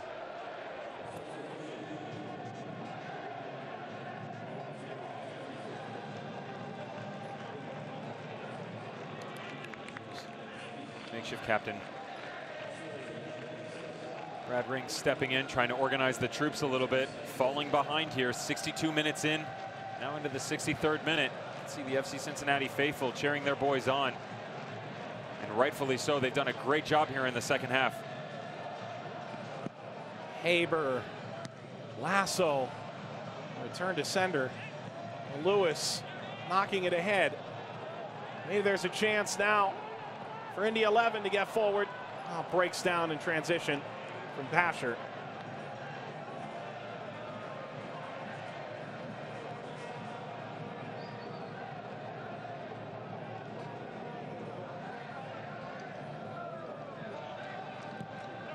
Well, if this game was being played in 2016, you'd probably believe it if I told you that Walker, Bone, and McLaughlin have all scored. Well, still the case in 2018. The more things change, the more they stay the same. Cincinnati a 3-2 lead over Indy 11.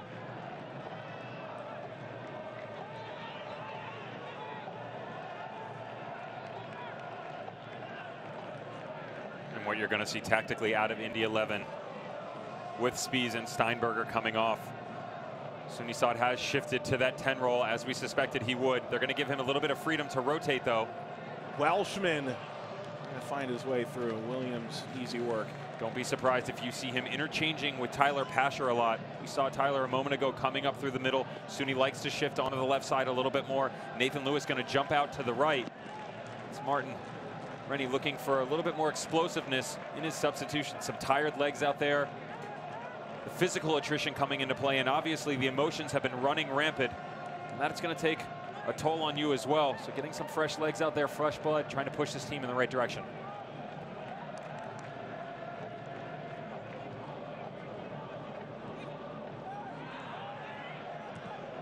Watson.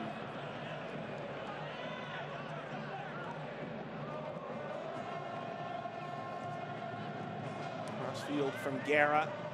Sprung Pasher. Crossing. Dangerous stuff. Get it away.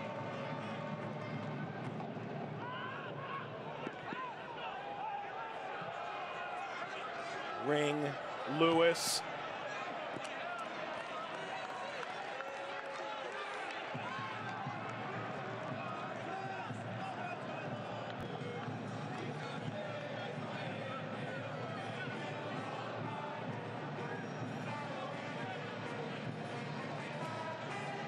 We talked about the possession in the first half and how Indy 11 did such a good job crawling into the match around the 25th minute. Obviously coming off the goal by Jack McInerney and then falling off in the second half here, sitting right around 39% possession. So again, Martin Rennie telling us that he wants to carry possession, but a lot of times it's about quality. Right now, they probably want a little bit more quantity because they are struggling, to say the least.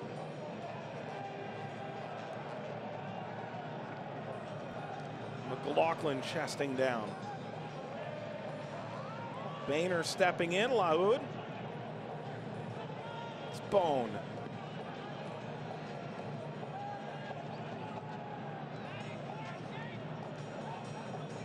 Welshman. That's a foul against Boehner.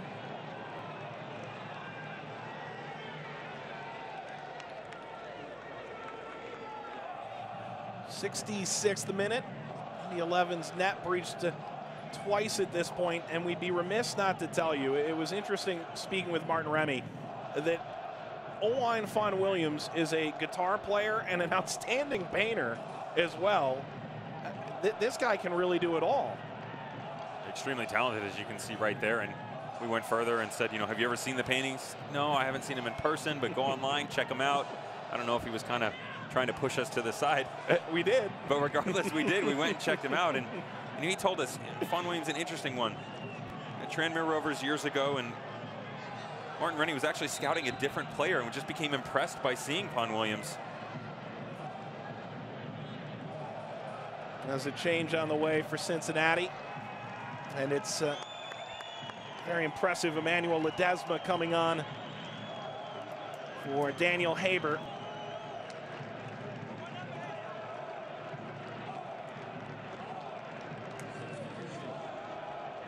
Ledesma had his chip from 25-30 yards completely overshadowed by Kenny Walker, but that's goal of the week level stuff in most other scenarios.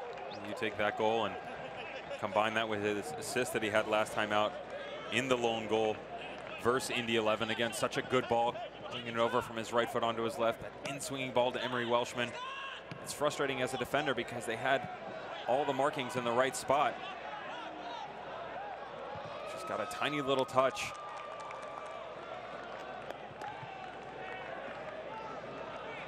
Alan Koch going to his bench a couple minutes earlier than he did against Ottawa. Of course, the situation a lot different here. It's really the first time in any of the games that FC Cincinnati has come out that we've seen any explosivity from them in the first 45 minutes. We talked about that a few times now, Mike, where they come out and kind of go through the motions, they lull in and out of games, and then they're just shot out of a cannon in the second half. This game has been much different, dealing with some questionable things coming out from the referee and Kenny Walker. That's just such a difficult thing to take back, but persevering through it nonetheless.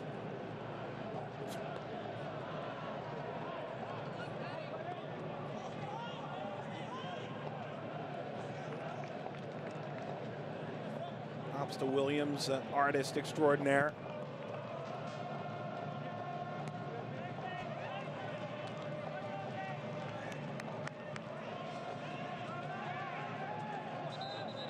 Of course, it was funny hearing Martin Rennie say, well, I'm no art expert. However, you know, I think we'll, you know, try and get to his art show that's coming up. He's got an exhibition on the way. Thanks for clarifying that, Martin. He's focused on other endeavors. Martin Rennie is interesting a coach as it comes in this league, in that he's been all over the world. He had an expansion team in Korea. He was with Vancouver Whitecaps. He was in Cleveland. He came to this continent really from Scotland about 20 years ago, and has found a way to stay employed. In part, 10 years of marketing and sales background as well. This Indy 11 team has a unique leader at the helm. He was doing the sales and marketing while he's jumping around the UK, playing semi-professional football, and said that he felt that that background would be relevant, would be successful in his endeavors in a coaching career, proving so far. Well, Ledesma trying to break through. What kind of motivation Indy have here? 20 more minutes to go in our USL game of the week. Cincinnati away to Indy, second time in just over 30 days. Bone trying to muscle his way in.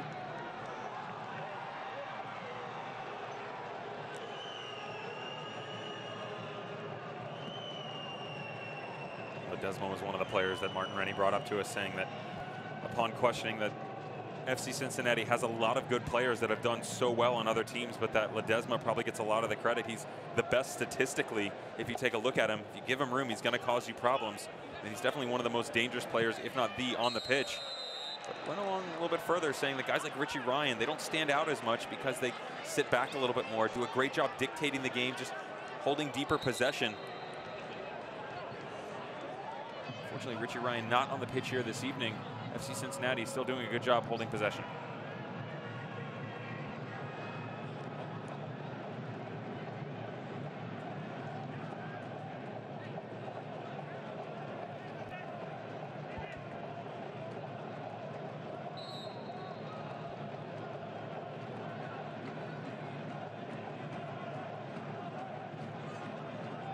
Rennie's still just 42 years old, remarkably, despite all the experience we spelled out a moment ago.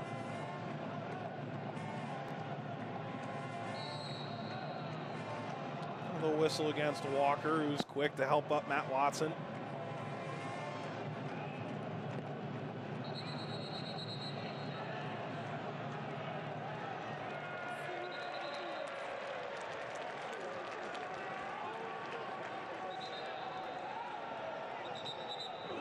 Welshman appears to have picked up a caution.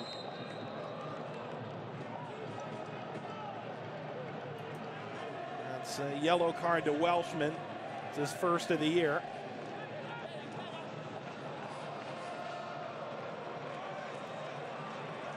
Nice turn here. Saad. Out by Barrett. Once again, you see Indy 11 not able to give good service once they get in behind the back four. Again, a great ball down into the corner. Suni Saad lifting his head up. Really needs to do a better job distribution-wise, picking out Tyler Pasher and the runs that are coming in. Instead, he just turns it right over to FC Cincinnati once again.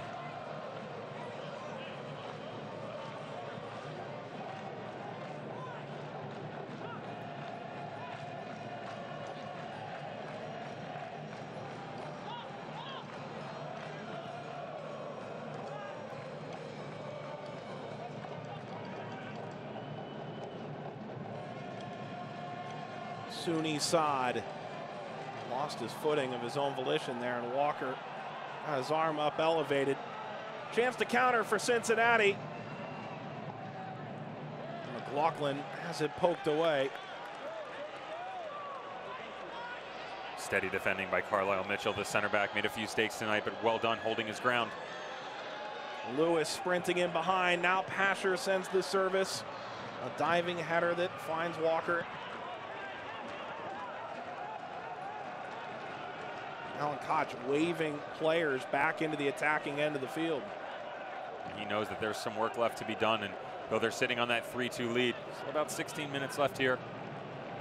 As the result is still in doubt, he wants to play a higher line, doesn't want to give Indy an opportunity to have more space and exploit it.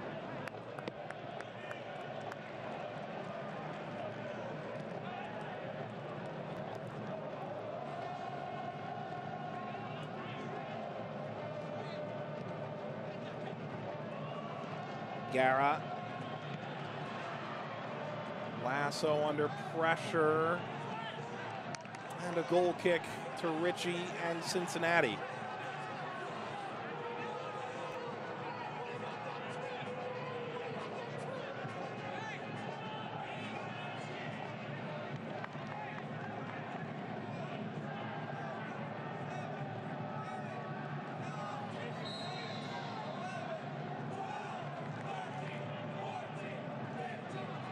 Ritchie, a third-round pick to Vancouver.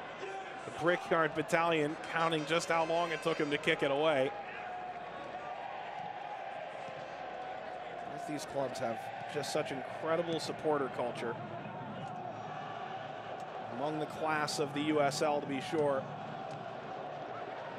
The envy of a lot of teams around North America. Jose goes down.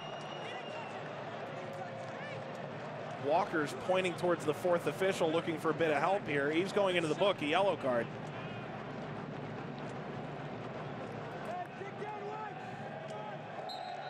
Jose showing you once again the fancy footwork he showed us in the first half, and just a little twist and a twirl, and as he comes around, you know, Kenny Walker goes to ground there. It's unfortunate by the midfielder. If he holds his ground and stays feet, probably doesn't get the whistle blown.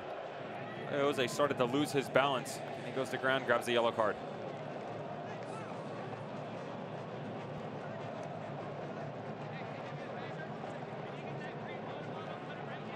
Well, Walker's been the highest of highs, the lowest of lows today. Guy who's won an MLS Cup in 2014 with the Galaxy, reached the USL Cup final with Galaxy 2 in 2015.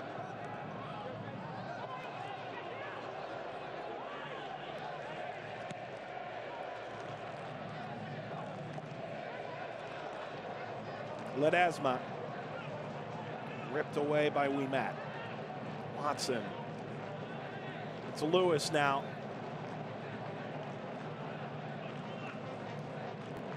Oh, Lewis seeking out McInerney.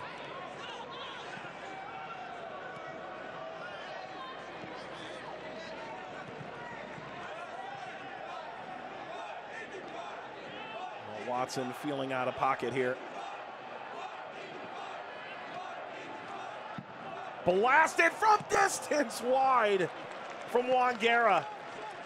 It's just his first start. 31-year-old trying to put a real exclamation point on here. You can see Corbin Bone give him a little love, as Corbin Bone's such a great ball striker. Just about to say, watch out for Watson, as he likes to hit him from distance too, much like Suni Saad does. Guerra beats me to the punchline, steps in, has a nice little crack on goal. Well, that's one way for Guerra to find his way off the field. If he hits that, he's a hero. Instead, it's Justin Braun, one of the better goal scorers for this Indy 11 team over the past couple of years. He's still trying to find his way after a series of injuries, including a major ankle injury.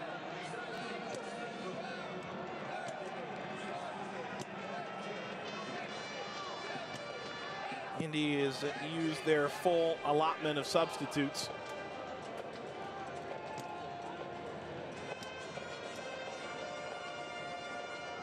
It's an interesting move by Martin Rennie, to say the least. I'll watch and see how it plays out, but Justin Braun tends to be much more offensively minded, and I do understand that, but he moves him into the middle.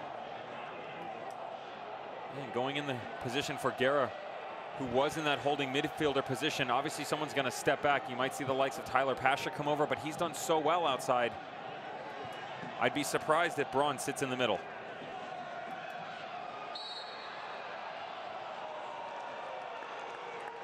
Perhaps it's a little bit surprising that Pasher stays on. He was dealing with a bruised heel, came off early in the last game.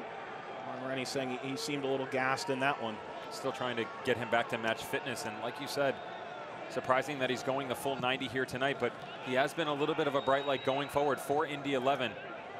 Service questionable from everybody on the pitch so far, but he has shown us that both in the middle and on the wings, he's been able to break them down. Watson, the speed of Lewis, catches up in the corner. Now making Smith back in. He knocks it out. Corner coming for Indy 11 in the 79th.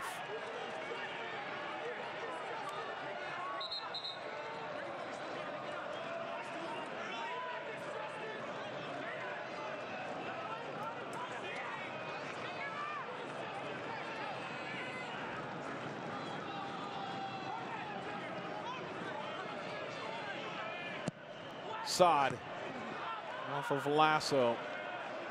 Pasher. Ring. Knocks it over the top. Header back across. And knocked away by Paddy Barrett. Smith heading it further.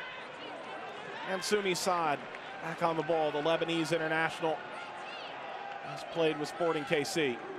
Saad aiming for the post. Mitchell in pursuit. Oh, it's a heavy push there from Matt Boehner. Solid sportsmanship by Boehner, stepping over, helping him up, but still. There's not a lot of room over here. Carlisle Mitchell running to the ball. That's still a foul in my book. That shove comes well within the field of play.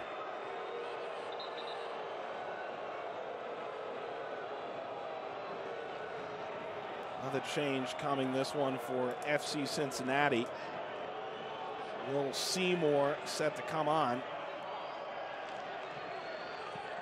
Guy Alan Koch simply calls a soldier. Replaces Corbin Bone here. And this changes.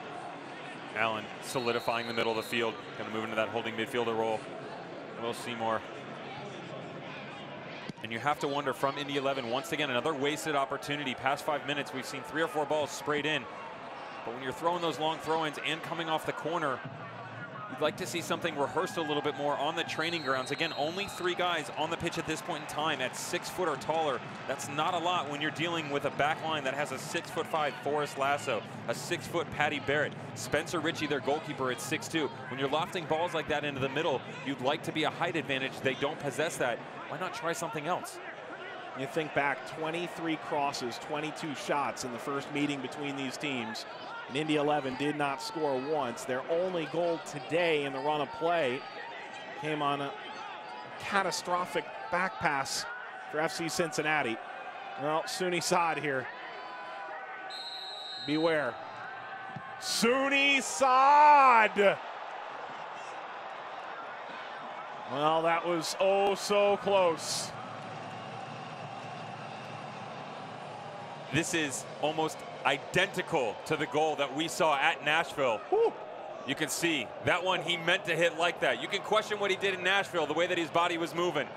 A little touch on the indirect free kick, and you can see his body comes up over it, pushes it to the side, and picks out that upper corner. Spencer Ritchie counting his lucky stars after that one. Boy, Ritchie took one or two crow hops the wrong way, and when that thing curved back, that really whipped. Sometimes as a goalkeeper, ball gets by you, and you just go, good for you. Thanks a lot, man.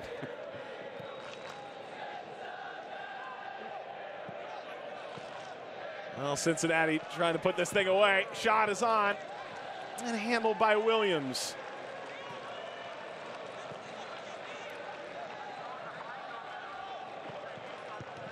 Saad 2 goals this year.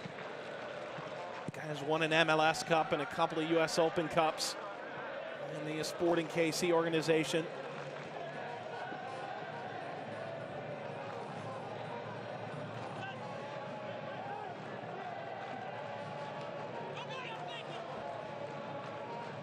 It's Lewis, and now Watson.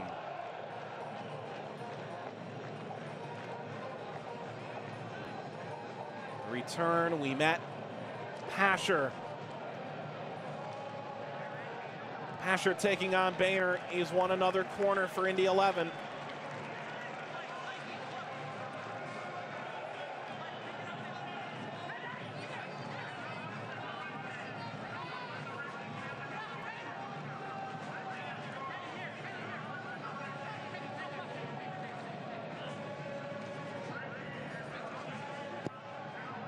Swinging ball.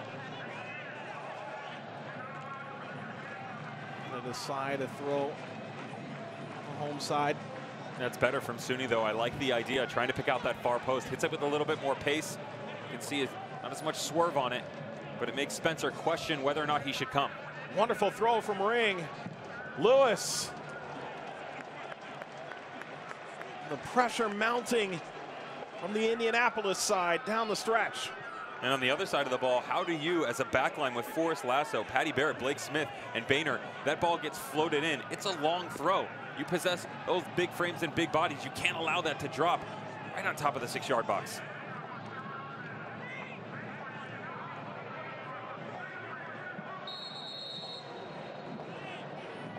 Marcos de Oliveira settling things down. Suni Saad. Ricochets to the top of the 18. That took a wicked deflection. Pops up on the turf. McLaughlin gave chase. And Pasher has this off his knee. Run out of play.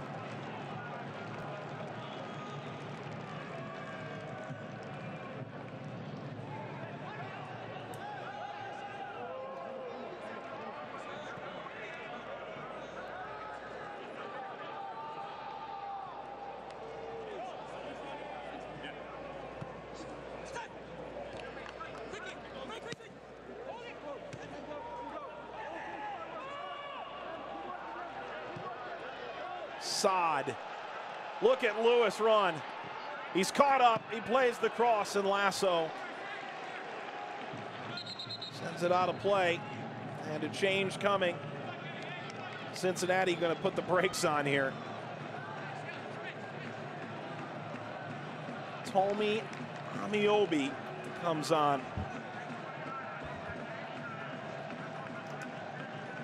First class effort from Emery Welshman. You can hear the pride that has made the trip over here, applauding his efforts. He's done such a good up top job all night long. Long throw, Lasso. McLaughlin in the corner.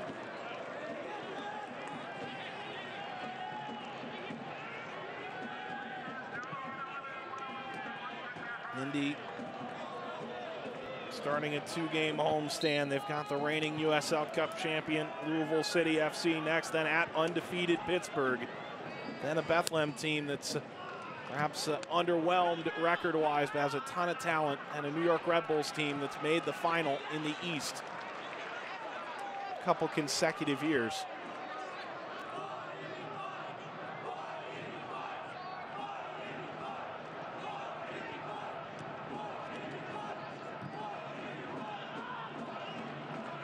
think tough stretch does it justice. 5-week stretch where they're going to play 4 of the top 5 teams. All contact. Jose bringing down Amiobi. Going to the book for that offense. Jose knew he was beat and just did best he could to hold up play. You're going to get another look here where ball just gets played in behind him. He knew that he committed himself too early, was trying to make up for Tyler Pasher being beat. He takes Amiobi down. Understandably so, going into the book. Meanwhile, Amiobi almost had his way through.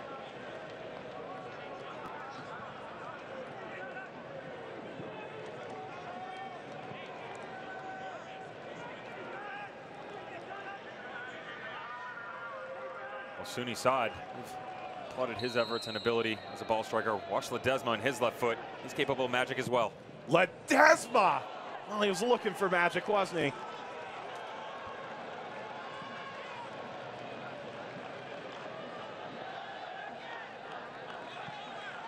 That's exactly what Martin Rennie was talking about. Statistically, seems to be one of the players that jumps out on the page a little bit more. That shows you why. Highlight worthy to say the least.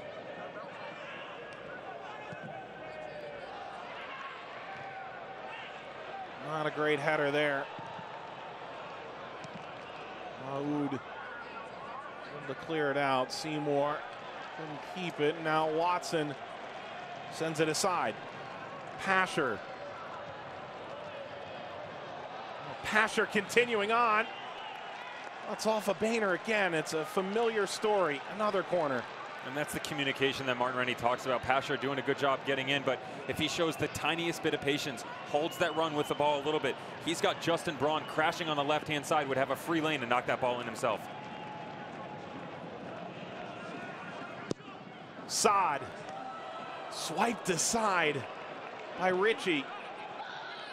Mahoud first to the ball. McLaughlin gliding ahead. Pasher intercepts the ball for Ledesma.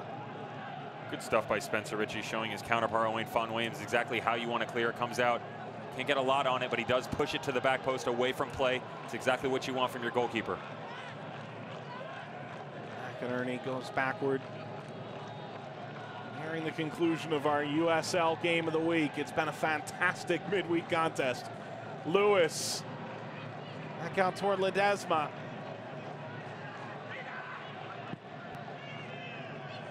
It's a throw for Indy.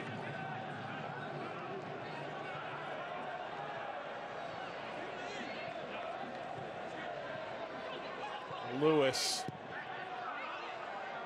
didn't get that quite right as we've moved into 3 minutes of added time. Well, what a second half it's been. And Laoud finding Corbin Bone.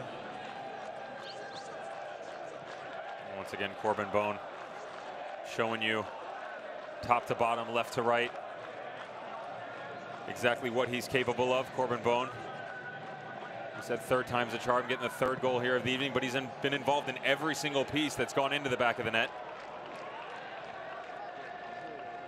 And in the 55th minute, it's the game winner as it stands now. Remarkably, could it be a 4th win in 5 games on the road for Cincinnati to start the season?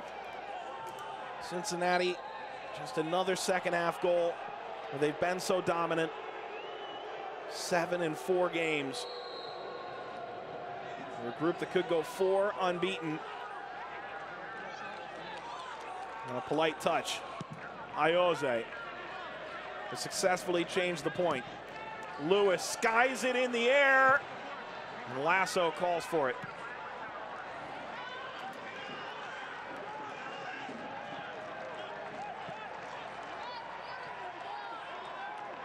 Kitchen Sink getting forward now for Indy 11. Pasher. Pasher on the drive. Got the cross in. And lifted back to the halfway line. Jose taken away well on the Obi. And now a chance. Seymour. Squares. Ledesma!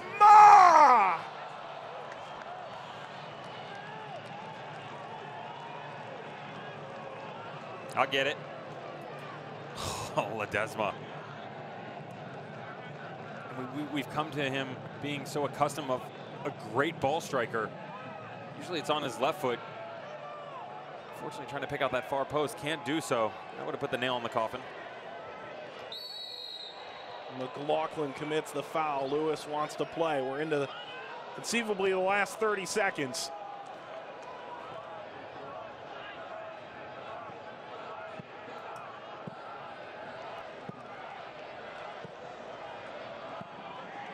Sooney side. McInerney. McInerney has a go. It's prideful defending from Lasso. And the attack still on for Indy 11 in the final seconds. Watson sends it toward the corner. And now the service deflects out a corner. This be the last gasp for Indy 11 to try and take a point tonight. And this is most likely literally the last play that you're going to see before the referee blows the final whistle.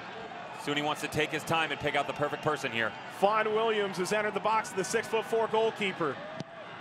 There's the service, lofted away, it's full time. Cincinnati, a 4th win on the road in their first 5 away matches. And they'll celebrate all night long at Lucas Oil Stadium. They hold off Indy 11 and pick up a 3-2 win.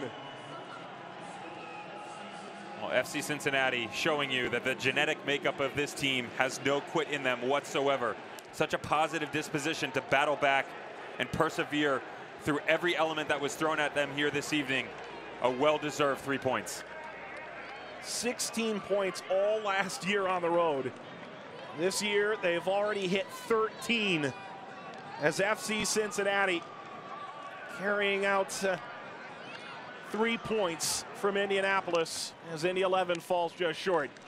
It's Walker, McLaughlin, and Bone, the triumphant trio. Highlights and stats after this.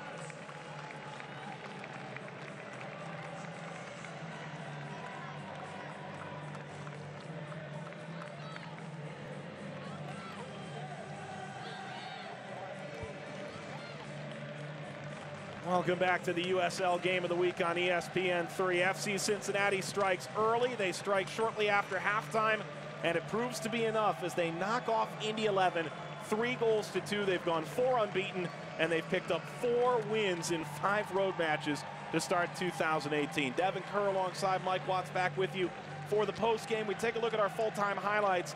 And right from the beginning, FC Cincinnati, a team that had struggled in the early going of games, figured this out in a major way. Yeah, they came out hot. They were controlling possession all over the pitch and spraying it left, spraying it right. Corbin Bone, we saw him so active the entire evening. And again, another great ball served in. Emery Welshman steps in, tries to take a touch.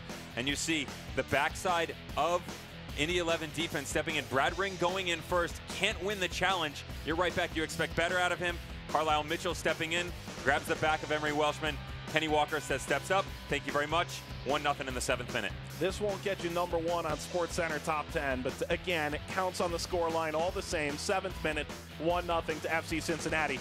Walker giveth, Walker taketh away. Terrible back pass, one initial save. Richie can't keep the second out. McInerney on the board. He's probably the only person on the pitch that you would expect not to make a mistake in general, yet alone of this magnitude. You just can't put a ball like that in possession to Indy 11 in any way, shape, or form. He steps up. Jack McInerney, an absolute amazing finish right there. But again, such an easy one, and Indy just started to creep back in. You could feel the momentum. They were grabbing it. The fans got back into the match. Lucas Oils really started to rout a little bit, and they get on the opposite end of a questionable call, to say the least, by head referee Marcos de Oliveira as he pointed to the spot. Soon Sa goes down. Iose's first goal for Indy 11. 2 goals in 8 minutes. McInerney in the 24th, Iose in the 31st, and all of a sudden, Indy leads 2-1. A solid left foot by the left back. Again, we saw his distribution to Soon Sa in that Nashville game a few weeks ago.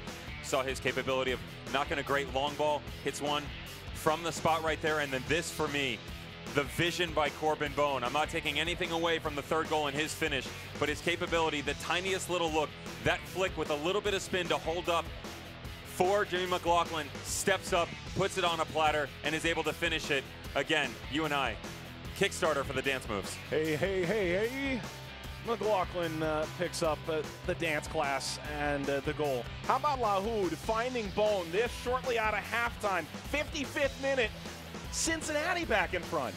It was a good strike, nothing great, but again, the goalkeeping by Owain Fawn-Williams wasn't what we expected out of him. He's been such a mainstay back there. All those shutouts that we've seen so far, and again, coming out, the decision-making, punching the ball down the middle, not getting enough on it. That opportunity right there, you should be able to slide over and make a save. If these teams played in the playoffs and put up these kind of numbers, I think they could sell out this stadium. Can we get on that broadcast now? Yeah, let's do it, huh? Yeah, again, the possession, Indy 11 losing it once again. Interestingly enough, coming into this match, the only time they had won that battle was versus FC Cincinnati in their matchup just a few weekends ago. Unfortunately tonight, losing it, losing the shots for FC Cincinnati, shots on target for FC Cincinnati, but FC Cincinnati wins the possession battle, and the most important stat line up there, goals. Goals win games. They put 3 in the back of the net. Indy 11 couldn't do the same, and they fall 3-2. Well, this was a fun ESPN 3 Game of the Week, and we've got plenty more coming up for you down the turnpike here. We're just 3 games into 20 USL Games of the Week. We go to Chuck Chansey Park out west. Fresno FC taking on RGV FC. Then a little bit of a stretch off. We stay in the west with St. Louis and Phoenix, and then both these teams can keep an eye on Cincinnati and Indy picking up a national exposure in June and July. Do I feel Ottawa creeping in, being able to get their first win on their ESPN broadcast? I hope it doesn't take that long.